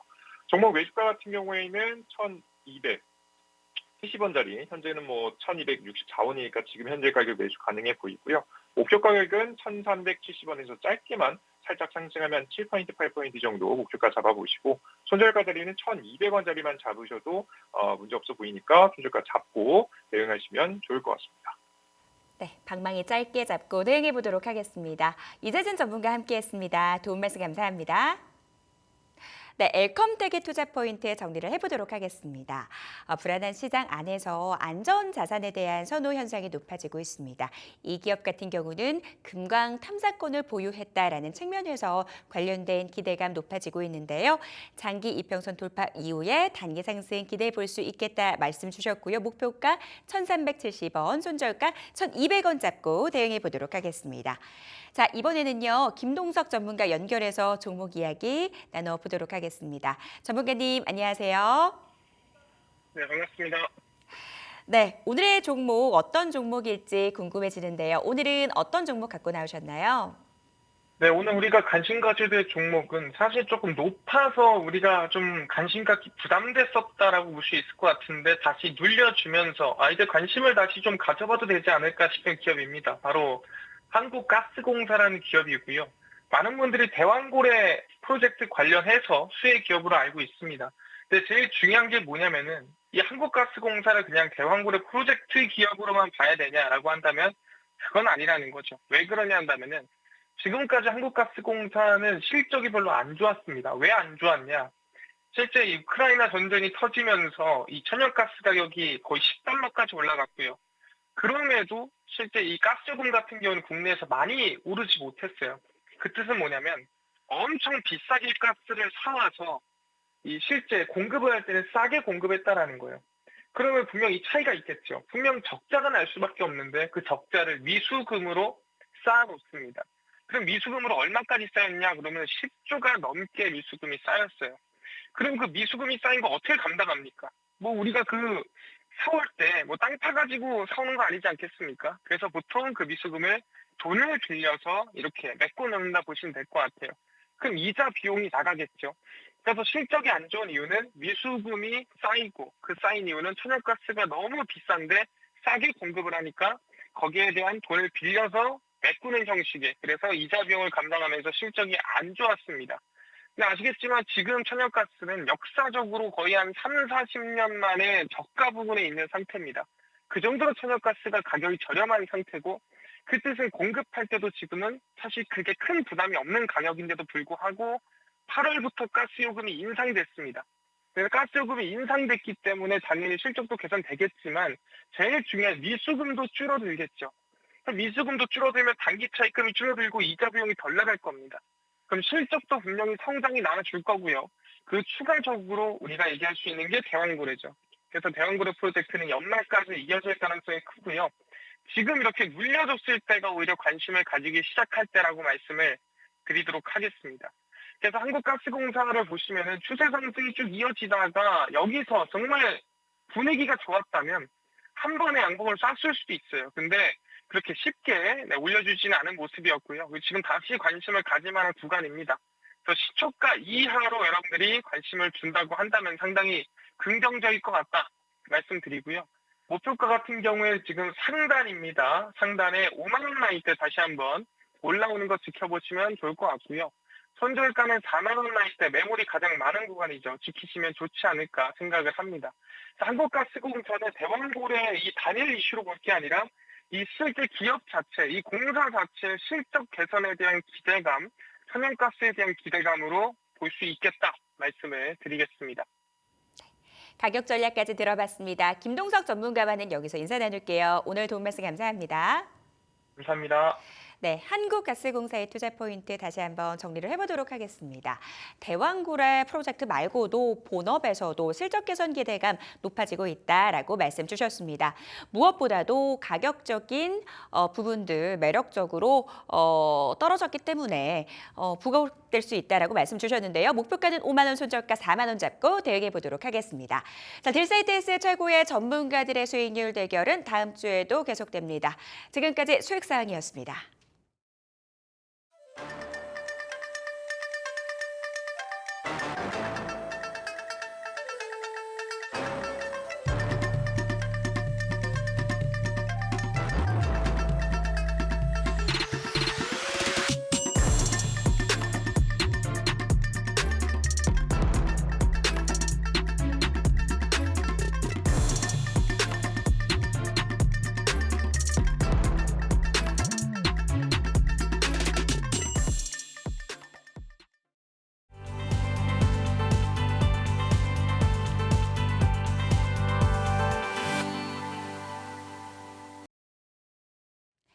라스트 빅딜 함께 하시죠. 오늘 시장 안에서 주목받았던 종목 체크해 보고요. 종가 매수 여부 확인하겠습니다. 네. 자, 오늘은 새로운 조합이네요. 아, 맞아요. 자, 오늘은 이지은 이지스탁 대표, 김시은 헤르메스 스탁 팀장과 함께하겠습니다. 어서 오십시오. 네, 안녕하세요. 두 분이 함께 앉아 있는 모습 처음 보니까 네. 뭔가 어색하기도 하고 반갑기도 합니다.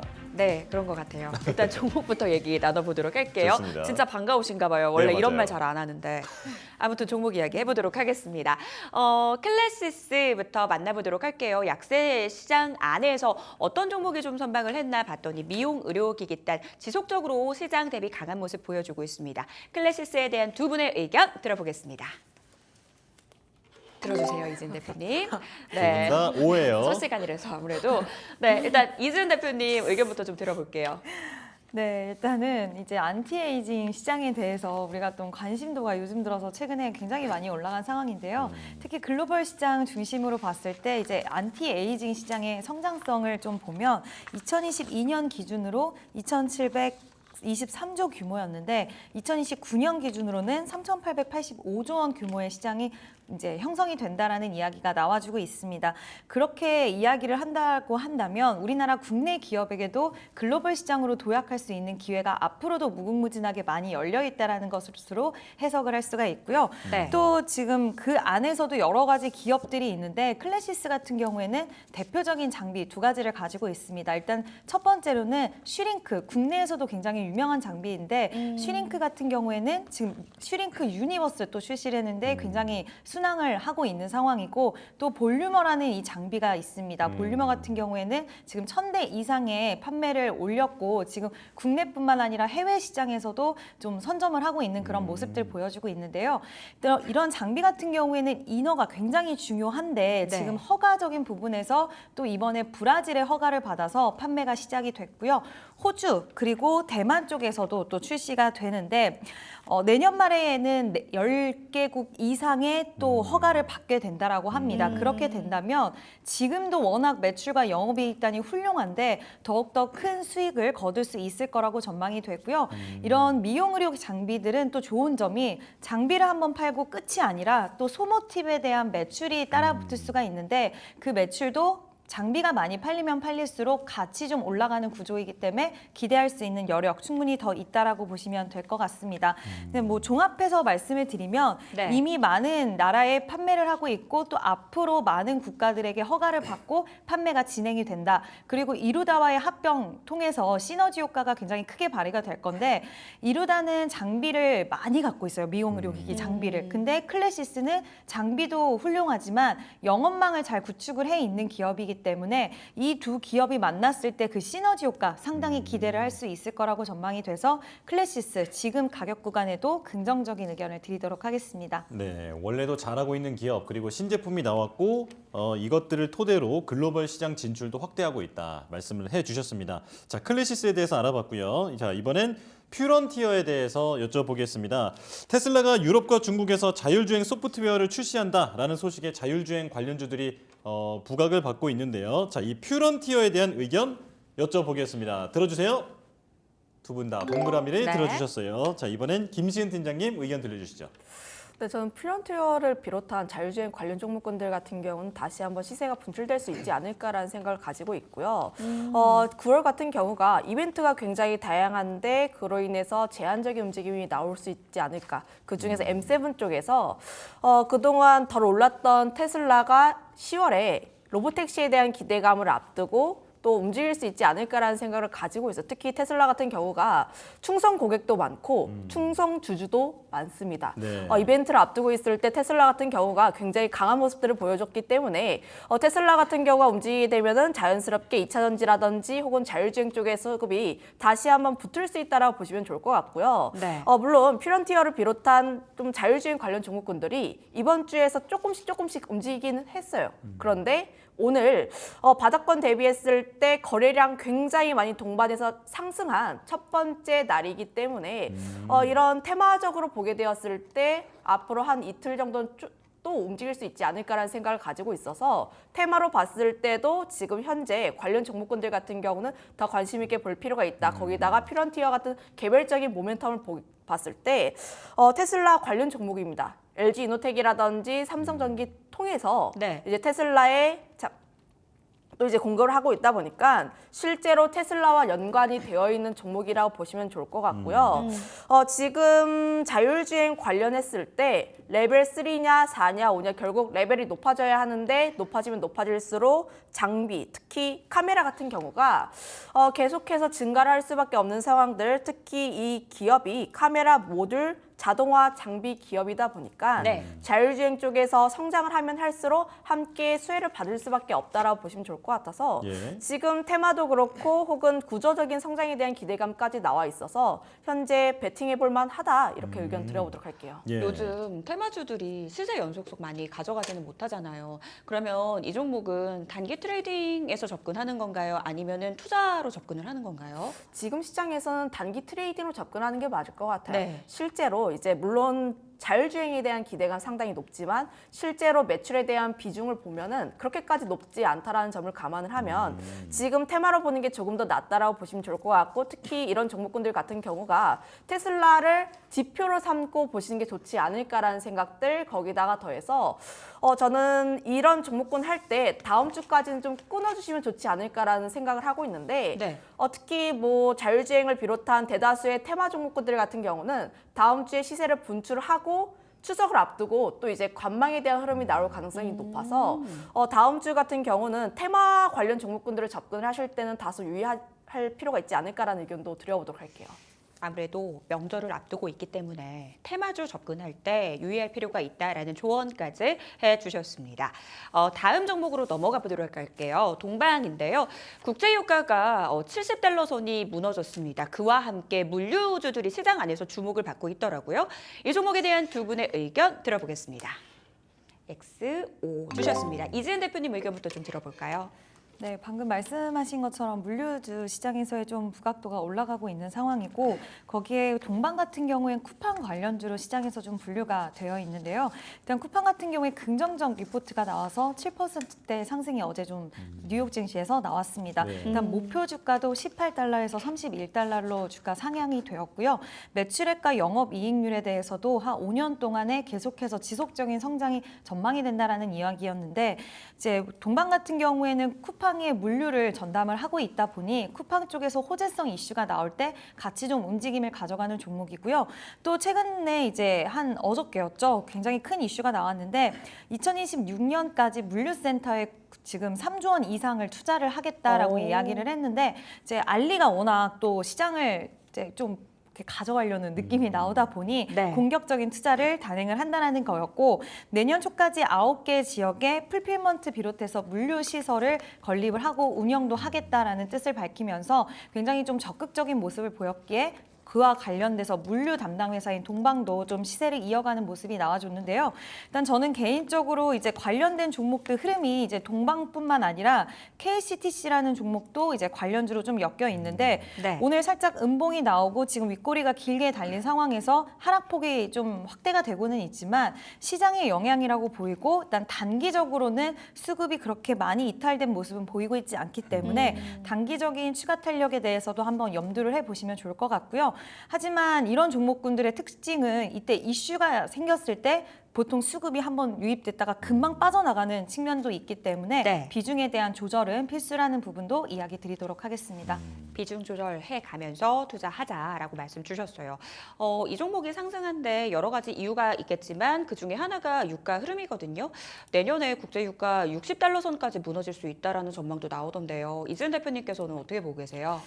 유가 관련돼서는 물론 이제 매번 이제 소식들이 나오는데 그와 관련된 종목들의 흐름을 보면 철저히 변동성이 굉장히 큰 상황에서 나중에 시간이 지나가면 관련된 종목들의 흐름도 굉장히 둔화되는 흐름이 나올 정도로 저는 테마성이라고 생각을 하시는 게 맞는 것 같고요. 오히려 지금 그와 관련된 소식은 뭐 일회성, 테마성 또 언제든지 소식이 변화가 항상 있기 때문에 네. 이와 관련돼서 그 부분만 보고 관련주들 투자하기에는 위험도가 상당히 좀 있다라고 생각이 들고 오히려 산업적인 변화라던가 아니면 투자 이런 부분들에 초점을 맞춰서 좀 보시는 게 더 안전하지 않을까라는 의견을 드리고 싶습니다. 네. 이어서 김시은 팀장님 의견도 들어봐야겠죠. X 주셨네요. 일단 동방을 하시려면은 네. KCTC가 대장입니다. 테마로 접근을 할 때는 대장주를 선택을 하는 것이 수익률을 보기에도 좋고 빠져나갈 때도 더 빨리 빠져나올 수 있다라고 보시면 좋을 것 같아요. 예를 들어서 KCTC가 갑자기 급등을 하면서 5% 10% 정도 올라가는데 그 뒤에 이어서 동방도 함께 따라 올라갑니다. 한 동방이 3% 정도 올라갔는데 만약에 거기에서 KCTC가 꺾인다면 한 5% 정도 빠졌다라고 가정을 하면은 KCTC 같은 경우는 단순 계산으로 5%대에서 유지를 하고 있는데 동방 같은 경우도 5%가 함께 빠져요. 그러면 내 수익은 마이너스입니다. 네. 저는 테마로 접근할 때 지금 대장을 잡는 게 조금 더 유리하지 않을까라는 생각을 가지고 있어서 이런 물류 관련 종목군을 선택을 하시려면 대장주로 접근하는 게 조금 더 유리하지 않을까라는 생각을 하고 있고요.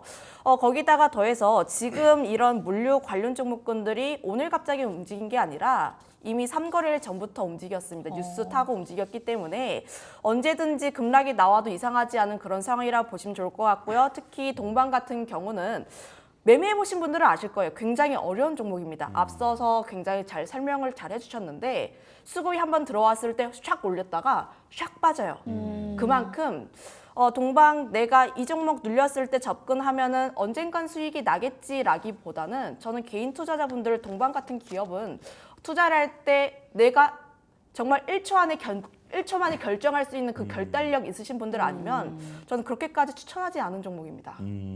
변동성에 특히 유의해야 하는 종목이다. 이 동방에 대해서 설명을 해주시면서 두 분의 의견이 엇갈렸다는 점 기억하시면 좋겠습니다. 자, 이번엔 SK텔레콤을 여쭤볼 텐데요. 대표적인 경기 방어주죠. 지금 최근에 증시 변동성이 커지면서 이 경기 방어주에 수급이 몰리고 있습니다. 자, SK텔레콤 두 분의 의견 들어볼게요. 여기서도 엇갈리는군요. 네. 자, 김시은 팀장님부터 들어볼게요. 일단 경기 방어 쪽에서 굉장히 강한 흐름들이 나오고 있고 최근 주도주들이 쉬어가고 있는 와중에 이 수급에 대한 흐름들이 방어주로 간 것 같아요. 미국 증시도 그렇고 우리 증시도 그렇고 경기 방어주가 강한 흐름들을 보여주고 있긴 한데 다만 생각을 해봐야 하는 게 과연 나의 성향과 맞는 것인지를 한번 생각해 볼 필요가 있고 두 번째는 지금 52주 신고가를 굉장히 잘 달리고 있는데 내가 만약에 여기서 접근을 하기 용이한 위치인가까지도 우리가 조금 더 고민을 해볼 필요가 있는 시점이 아닐까라는 생각을 하고 있어요. 물론 지금 포트폴리오를 짜실 때 경기 방어주도 섞어야 하고 성장주도 섞어야 하는 것은 맞지만 지금 시점에서 경기 방어주를 담기에는 다소 늦지 않았나라는 생각이 들고 있어서 현재 움직일 수는 있지만 지금 매수를 하기에는 다소 위치가 조금 높지 않을까라는 생각이 들고 있어서 X에 대한 의견을 드려보도록 하겠고요. 예. 오히려 저는 지금 시점에서 경기 방어주를 담으시려면은 네. 지금 현금으로 보유를 하시는 게 조금 더 낫지 않을까. 현금도 하나의 이제 포트폴리오로 짜서 가만히 두시는 것도 하나의 전략이 될 수가 있습니다. 현금 보유 전략까지 함께 짚어주셨습니다. 지금 이 SK텔레콤 통신주에 들어가기에는 조금은 이제 자리가 높은 것 같다, 늦은 것 같다 이렇게 말씀을 해주셨고요. 자, 이지은 대표님께서는 동그라미를 들어주셨잖아요. 자, 설명해 주실까요? 네, 포트폴리오에 있는 종목 자체를 매도를 하고 이와 관련된 종목들을 매수하자라는 관점은 아니고요. 지금 시장이 당분간은 저는 좀 어려울 거라고 생각을 하는데 이와 관련돼서 수급이 이제 워낙 오히려 지금 다른 쪽으로는 매수세가 제한적이다 보니까 시장에서는 가는 종목이지만 더 시장의 수급이 몰릴 수 있는 가능성을 좀 염두를 해 두시는 부분도 생각을 했고요. 일단 가지고 있는 종목들에 대해서의 가끔은 이렇게 질문하시는 분들도 계시더라고요. 있는 종목을 팔고 경기 방어주로의 이동을 말씀을 하시는데 네. 그렇게까지 하는 거는 좀 무리가 될 수가 있고요. 이미 좀 상승세가 이미 나와 있기 때문에 무리가 되겠지만 네. 지금 밸류업 관련돼서도 통신주들 특히 SK텔레콤 같은 경우에는 밸류업 관련돼서도 이야기가 나오고 있는 종목이고 향후의 주주 이제 배당 자사주 소각 이런 규모가 크다 보니까 이 부분에 있어서 좀 부담감을 느낀 투자자분들도 있었던 것 같아요. 너무 크게 하는 것에 대한 그런 부분이 있었지만 저는 일단은 지금 이제 밸류업 지수가 발표가 곧 되고 네. 그리고 밸류업 관련돼서 SK텔레콤 같은 경우에는 이야기도 또 나와주고 있는 상황이기 때문에 저는 좀 추가적으로 지켜볼 필요가 있지 않을까라고 생각을 하고 있고 기본적으로 시장에서 이제 좀 우리가 성장 약주들 뭐 이런 종목들 분들이 원래 좀 시원시원한 흐름이 나와주는데 네. 당분간은 이제 뭐 단기적으로든 흐름이 그렇게 쉽지는 않을 수도 있을 것 같아요. 그랬을 때 좀 답답한 마음이 드시는 투자자분들은 이쪽 관련된 종목들도 한번 관심 있게 뭐 비중을 크게 들어가시진 않더라도 네. 관심 있게 보시면 좋을 것 같습니다. 네. 포트 해지 측면에서 이 종목 볼 수 있다. 밸류업 지수 발표를 앞두고 수급 유입 기대할 수 있다라는 부분들 말씀 주셨습니다. 2차 전지 쪽으로 넘어가 보도록 할게요. LG엔솔 셀사 중에서 가장 돋보이는 흐름을 보이다가 오늘 주가 눌림 나오고 있는 상황입니다. 2차 전지 종목 도대체 어떻게 해야 될까 많은 시청자분들이 좀 고민 갖고 계실 것 같아요. LG엔솔에 대한 두 분의 의견 들어보겠습니다. 이번에도 걸렸습니다. 이번에는 이진 대표님 의견부터 좀 들어볼까요? 제가 오늘 좀 긍정적인 의견을 많이 드리고 있는데 대부분 매수신 것 같아요. 네. 일단 반도체가 너무 좀 부진한 모습을 보여주고 있어서 이 수급적인 측면에서 반도체의 수급, 이제 반도체에 들어갔던 수급의 파이는 워낙 크기 때문에 다른 섹터가 그 부분에 있어서 흡수하기에는 상당히 좀 어렵다라고 생각을 합니다. 그럼 그 대안으로 봤을 때 주도주의 성격을 가져갈 수 있는 건 뭐 2차 전지, 바이오 이쪽이 있을 수가 있는데 바이오 같은 경우는 최근에 좀 쉬어가는 구간이 좀 나온다라고 생각을 했을 때 지금 상대적으로 바닥권이라는 메리트라는 부분들이 시장에서 더욱더 부각이 될 수 있다라고 보고 있고요. 이제 LG 에너지 솔루션 같은 경우는 리포트가 나왔었는데 이제 북미 시장이 좀 얼어붙어 있고 둔화가 된다고 한다면 유럽 시장 쪽으로의 눈을 돌리는 흐름도 나와주고 있는 상황입니다. 독일 같은 경우에도 지금 전기차 보조금을 폐지를 했다가 일부는 다시 살리겠다라는 이야기를 하기도 했고 또 유럽 같은 경우에는 지금 이제 관세 부과 관련해서 이제 중국 쪽에서의 또 미국 관세 시작되고 유럽에서도 중국 쪽을 배제하는 흐름들이 같이 나와주고 있는 상황이라서 이와 관련돼서 우리나라 배터리 종목들의 흐름이 당장 업황 자체가 좋아지는 건 아니지만 투심 자체는 좀 살아날 수 있다라고 생각을 하고 있고요.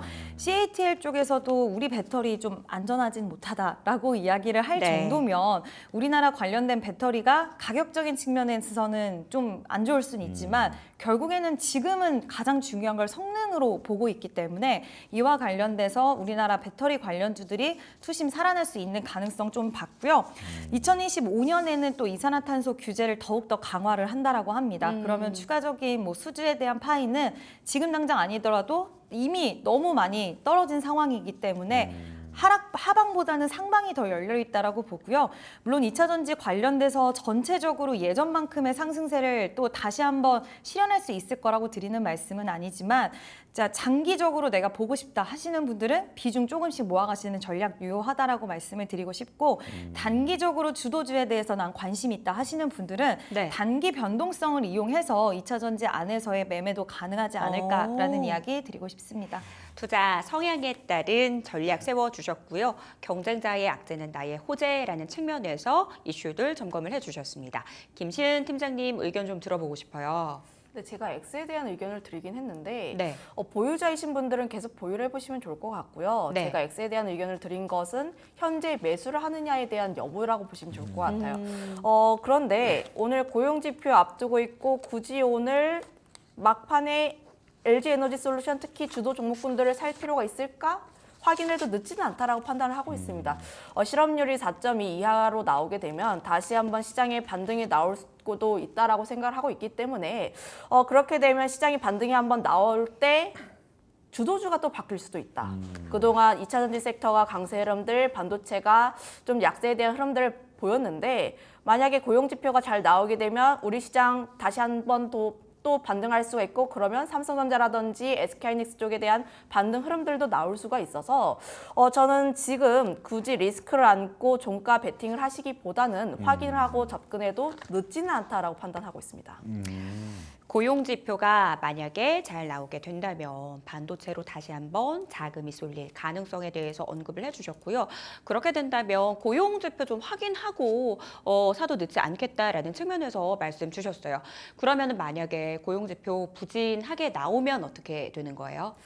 시장 안 좋겠죠? 네, 시장 안 좋게 됐죠. 그럼 시장 안 좋으면은 그 안에서 어떻게 대응을 해야 돼요? 여전히 현금만 들고 있고 가만히 있어야 돼요? 너무 지루하잖아요. 사실 지금 대응 방법은 거의 없고요. 네. 왜냐하면 다들 물려 있으실 거예요. 네. 그래서 대응 방법은 거의 없는데 만약에 현금이 있으신 분들 같은 경우는 좀 주도 섹터 같은 경우는 분할 매수로 접근해 볼 필요가 있지 않을까. 다만 매수를 할 때 반드시 대형주 위주로 접근해 볼 필요가 있다라고 보시면 좋을 것 같아요. 내가 매수를 하는데 소형주를 매수를 하면은 하락에 대한 폭이 굉장히 많아지다 보니까 그 매수 단가를 낮추기 위해서는 보다 더 많은 현금이 필요합니다. 그래서 접근을 할 때는 대형주로 접근하는 게 조금 더 낫다라는 의견을 드려보도록 하겠고, 실업률이 만약에 안 좋게 나왔을 때 특히 50bp에 대한 이야기가 나오게 되면 또 네. 경기 침체에 대한 이야기가 나올 수도 있어요. 네. 그래서 당장에 대한 접근보다는 조금 더 그 하락이 나오게 되었을 때 그 추이를 조금 더 지켜볼 필요는 있지 않을까라는 생각도 하고 있습니다. 네. 네, 알겠습니다. 사실 아무것도 하지 않고 현금 들고 있는 게 답이 될 수 있다라는 부분 두 분 대표님께서 공동적으로 좀 말씀을 해주고 계시고요. 그럼에도 불구하고 나는 어떤 종목을 좀 매수하고 싶다 하는 분들은 대형주 위주로 접근을 하자라는 부분들. 고용 지표가 부진하게 나올 경우 50bp 이나 B컷에 대한 얘기가 나올 텐데 그렇게 되면 다시 한번 시장 안에서 경기 침체에 대한 이야기가 나올 수도 있다라는 가능성 점검해 주셨습니다. 저희는 마감 시보 듣고 돌아오겠습니다.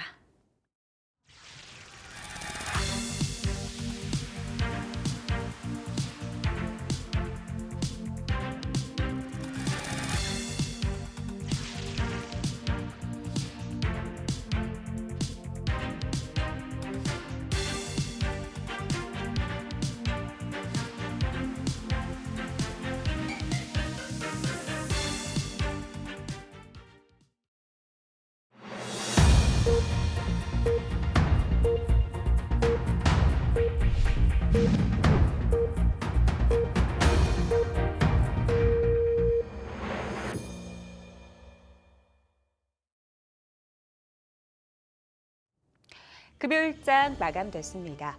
블랙 먼데이의 악몽이 시장의 발목을 지속적으로 잡고 있는 것 같습니다. 간밤 뉴욕 증시는 호조세로 마감이 됐죠. 민간 고용 지표가 발표가 됐는데 둔화에 대한 부분들 이야기가 나오면서 투자 심리가 얼어붙은 모습 확인할 수가 있었습니다. 여기에 엔화 강세가 재개되면서 엔캐리 트레이드에 대한 우려들 시장 안에서 다시 한번 언급이 되고 있는데요. 오늘 밤 고용 보고서 발표를 앞두고 우리 시장 역시도 위험 자산에 대한 선호도가 상당 부분 떨어지면서 하락으로 마감이 됐습니다. 이런 가운데 다음 주에 굵직굵직한 이벤트가 상당히 많이 대기하고 있습니다. 지표 민감도가 높아진 시장 안에서 우리가 주목을 해볼 필요가 있을 것 같은데요. 일단 애플 신제품 공개되고요. 미국 대선 토론, 소비자 물가도 공개가 됩니다. 일정들 다시 한번 체크가 필요할 것 같습니다. 자, 먼저 거래소 쪽 분위기 저와 함께 체크를 해보시죠. 민간 고용 영향에 안전 자산에 대한 선호도가 확대되면서 오늘 우리 시장 약세로 마감이 됐습니다. 수급적으로 본다면 외국인들이 현물 시장에서도 선물 시장에서도 매도 우위를 펼쳐줬죠. 엔화 강세가 진행이 되면서 8월의 악몽이 떠오른 시장이었습니다. 이런 시장 안에서도 그나마 선방했던 쪽 방어주 성격의 통신주도 선방을 했고요. 각종 학계 모멘텀 살아있는 헬스케어 쪽도 시장 대비 선방을 했습니다. 제가 현재 코스피 지수 1.2% 밀리면서 2,544선에서 종가 형성했습니다. 코스닥 시장으로 넘어가 보도록 하겠습니다. 역시 고용보고서 발표를 앞두고 차익 실현 매물이 쏟아졌습니다. 외국인과 기관의 매도세 속에 전 업종의 하락세가 이어졌고요.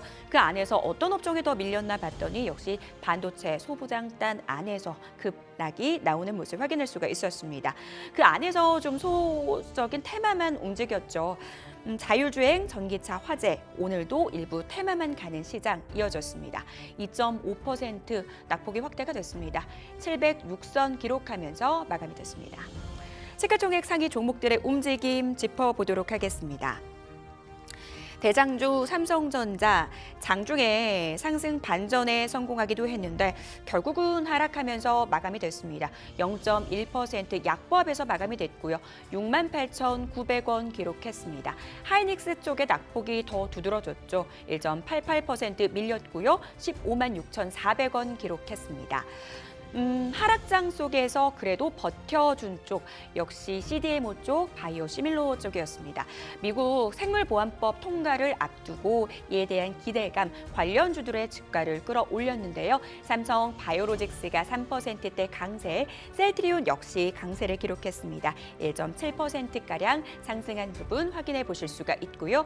그 안에서 신한지주는 1.6% 강세, KB금융은 1.5% 하락으로 마감이 됐습니다. 밸류업 관련주 내에서도 희비가 교차한 모습 확인하실 수가 있습니다. 2차 전지 관련주들 오늘은 셀사 그리고 소재 너나 할 것 없이 함께 밀렸습니다. 포스코홀딩스가 3.6%대 하락 기록했고요. 삼성 SDI가 6.1% 반등폭이 컸던 만큼 낙폭도 더 크게 나오는 모습 확인하실 수가 있습니다. 이 가운데 LG화학은 3% 하락으로 마감이 됐습니다. 코스닥 시가총액 상위 종목들의 움직임 짚어보도록 하겠습니다. 2차 전지 쪽 많이 밀리면서 오늘은 알테오젠 쪽이 시총 1위로 마감이 됐습니다. 하루하루 엎치락 뒤치락 1위와 2위가 뒤바뀌고 있는 현재의 상황이죠. 알테오젠이 1.9%대 약세, 이 가운데 HLB는 2.4%대 하락률 기록했고요. 2차 전지 관련 종목들 소재 쪽 많이 밀렸습니다. 에코프로는 6.9%대 하락, 엔캠이 8% 넘는 급락으로 마감이 됐습니다. 이런 시장 안에서도 가는 종목들은 있습니다. 앞서서 계속해서 미용 의료기기단이 그래도 시장 대비 선방하고 있다라는 부분들 언급을 드렸었죠. 파마 리서치 관련돼서 긍정적인 뉴스가 있었고요. 그 온기가 관련주로 확산되는 모습 확인할 수가 있었습니다. 글래시스가 3.8%의 강세, 보톡스 관련주 안에서는 휴젤이 2.1%대 상승 흐름을 보였고요. 셀트리온 제약 1.6% 강세로 마감이 됐습니다. 소부장 관련주들 줄 하락이 이어졌습니다. 리노공업이 1.98% 하락세, HPSP가 2.96% 하락 흐름을 보였습니다. 그래도 게임주들도 시장 대비 선방하는 모습이었습니다. 신작 기대감 있는 종목을 위주로 상승세 확인이 됐는데요. 펄어비스가 1.8% 강세로 마감이 됐습니다. 시가총액 상위 종목들의 움직임까지 짚어봤습니다. 내일의 전략 세워보도록 할 텐데요. 이준 대표님, 내일장 체크포인트 어떤 점으로 좀 잡아주시겠어요?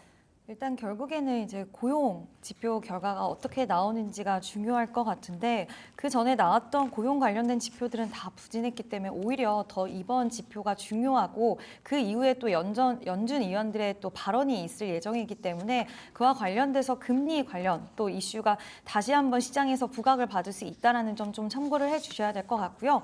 우리나라 증시만 보더라도 9월 달에는 참 이벤트가 굉장히 많이 지금 포진이 되어 있습니다. 뭐 추석 연휴도 있기는 하지만 지금 FOMC 19일에 열리고요. 그리고 네. 20일 같은 경우에는 BOJ 또 금리 인상에 대한 이야기도 또 추가적으로 나오고 있기 때문에 이제 NK 트레이드 청산에 대한 불안감도 지금 시장에 좀 들어있는 상황이잖아요. 이 부분에 따라서도 또 결과치 굉장히 중요한 요소가 될 수가 있고 또 12일에는 국내 선물 옵션 동시 만기일도 진행이 됩니다.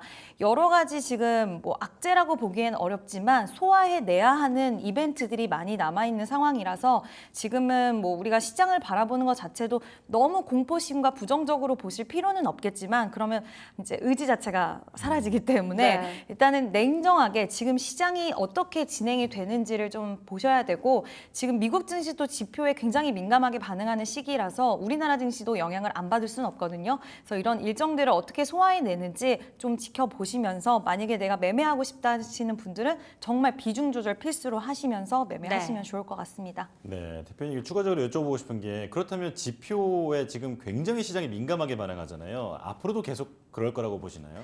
당분간은 좀 그럴 수가 있는 게 특히 이번에는 금리 때문에 더 민감하게 반응을 하는 건데 아까 앞서서도 우리가 B컷 이야기 잠깐 네. 나왔지만 만약에 B컷을 하게 됐을 때 혹시라도 침체 쪽에 또 초점이 맞춰지게 된다라고 한다면 그 이후에 지표의 중요도는 또 높아질 거예요. 네. 정말 지금 고용은 또 더 부진하진 않는지 그리고 최근에 서비스업은 잘 버텨줬었는데 서비스업은 여전히 잘 버텨줄지 제조업은 또 떨어질지 이런 것들 계속해서 좀 앞으로는 중요도가 올라가지 않을까라고 보고 있습니다. 네, 자, 변동성 유의하면서 보수적으로 좀 접근해야겠다 이런 생각이 또 드는데요. 자, 이번엔 김시은 팀장님께서 다음 주 체크할 부분 짚어주시죠.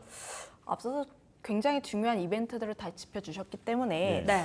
그 외로 또 체크해볼 만한 요인이 17일에 세계 폐암학회 그리고 13일에는 유럽 종양학회 그러니까 바이오 쪽에서 이벤트가 굉장히 많이 남아있다라 보시면 좋을 것 같아요. 다만 우리나라 K국장의 특징을 한번 생각을 해보면 이벤트를 앞두고 항상 세론뉴스 특히 섹터 전반적으로 약세에 대한 흐름들이 나와주고 있어서 지금 대다수의 바이오 종목군들 물론 다 빠지긴 했습니다. 네. 시장 영향으로 인해서 주가가 굉장히 많이 빠지긴 했지만 과연 이벤트가 끝나고 난 이후에 긍정적인 데이터가 나와서 다시 한번 또 반등할 수 있을지 여부가 가장 중요한 포인트다라고 보시면 좋을 것 같고요. 그다음에 또 보아야 하는 게 미국 대선 토론에 대한 부분들. 지금 가장 중요한 것이 특히 기업들도 대선 토론을 통해서 누가 더 지지율이 높을 것인가 그래서 어떻게 투자를 할 것인지 지금 제조업 지수도 보면은 다들 기업들이 투자를 꺼려하는 모습들이 나오고 있어요. 그래서 지금 어떤 스탠스를 취해야 하는지 그래서 지지율에 따라서 또 이제 주가의 급등락이 나올 수가 있으니까 이런 부분들까지는 우리가 조금 더 체크를 해볼 필요가 있지 않을까라는 생각을 하고 있습니다. 다만 지금 현재 시점에서 대마라든지 혹은 재건 관련 종목군들이 번갈아 가면서 꿈틀꿈틀 거리기는 해요. 하지만 다음 주 같은 시장에 꿈틀거린다고 했을 때 접근을 하시기보다는 오히려 관망을 하시고 토론을 보는 게 조금 더 낫지 않을까라는 의견도 드려보도록 하겠고 그 외에 뭐 FMC라든지 BOJ 굉장히 다양한 이벤트들이 있으니 저는 일정 매매에 대한 부분들 조금 더 이야기 드려보도록 하겠습니다. 알겠습니다. 일단 바이오 쪽에 굉장히 굵직굵직한 이벤트 다수 대기하고 있습니다. 세론이 나오는지 시세의 연속성 가져가는지 그 여부 체크해 볼 필요가 있겠다라고 말씀 주셨으니까요. 참고해 보시기 바라겠습니다. 자, 다음 주 전략 본격적으로 세워보도록 하겠습니다. 많은 전문가분들이 지금은 현금 들고 있어 아무것도 하지 말아라 라고 얘기하고 계세요. 그럼에도 불구하고 저희가 볼만한 섹터 얘기 안 할 수가 없으니까요. 이재현 대표님 여전히 그럼 테마 봐야 돼요? 저는 솔직히 지금은 테마를 좀 보는 게 맞을 것 같은데 항상 말씀드리지만 테마주들은 이제 짜릿함을 주지만 또 힘듦을 주는 특성을 가지고 있어서 비중에 대해서 진짜 현금을 보유하시고 있는 데 있어서 내가 정말 소액의 비중만 지금 당장 시장에서 무언가 하지 않으면 소외되는 느낌이 드시는 분들 그리고 숙련된 투자자분들은 이제 테마주들 매매하실 수 있을 것 같은데요.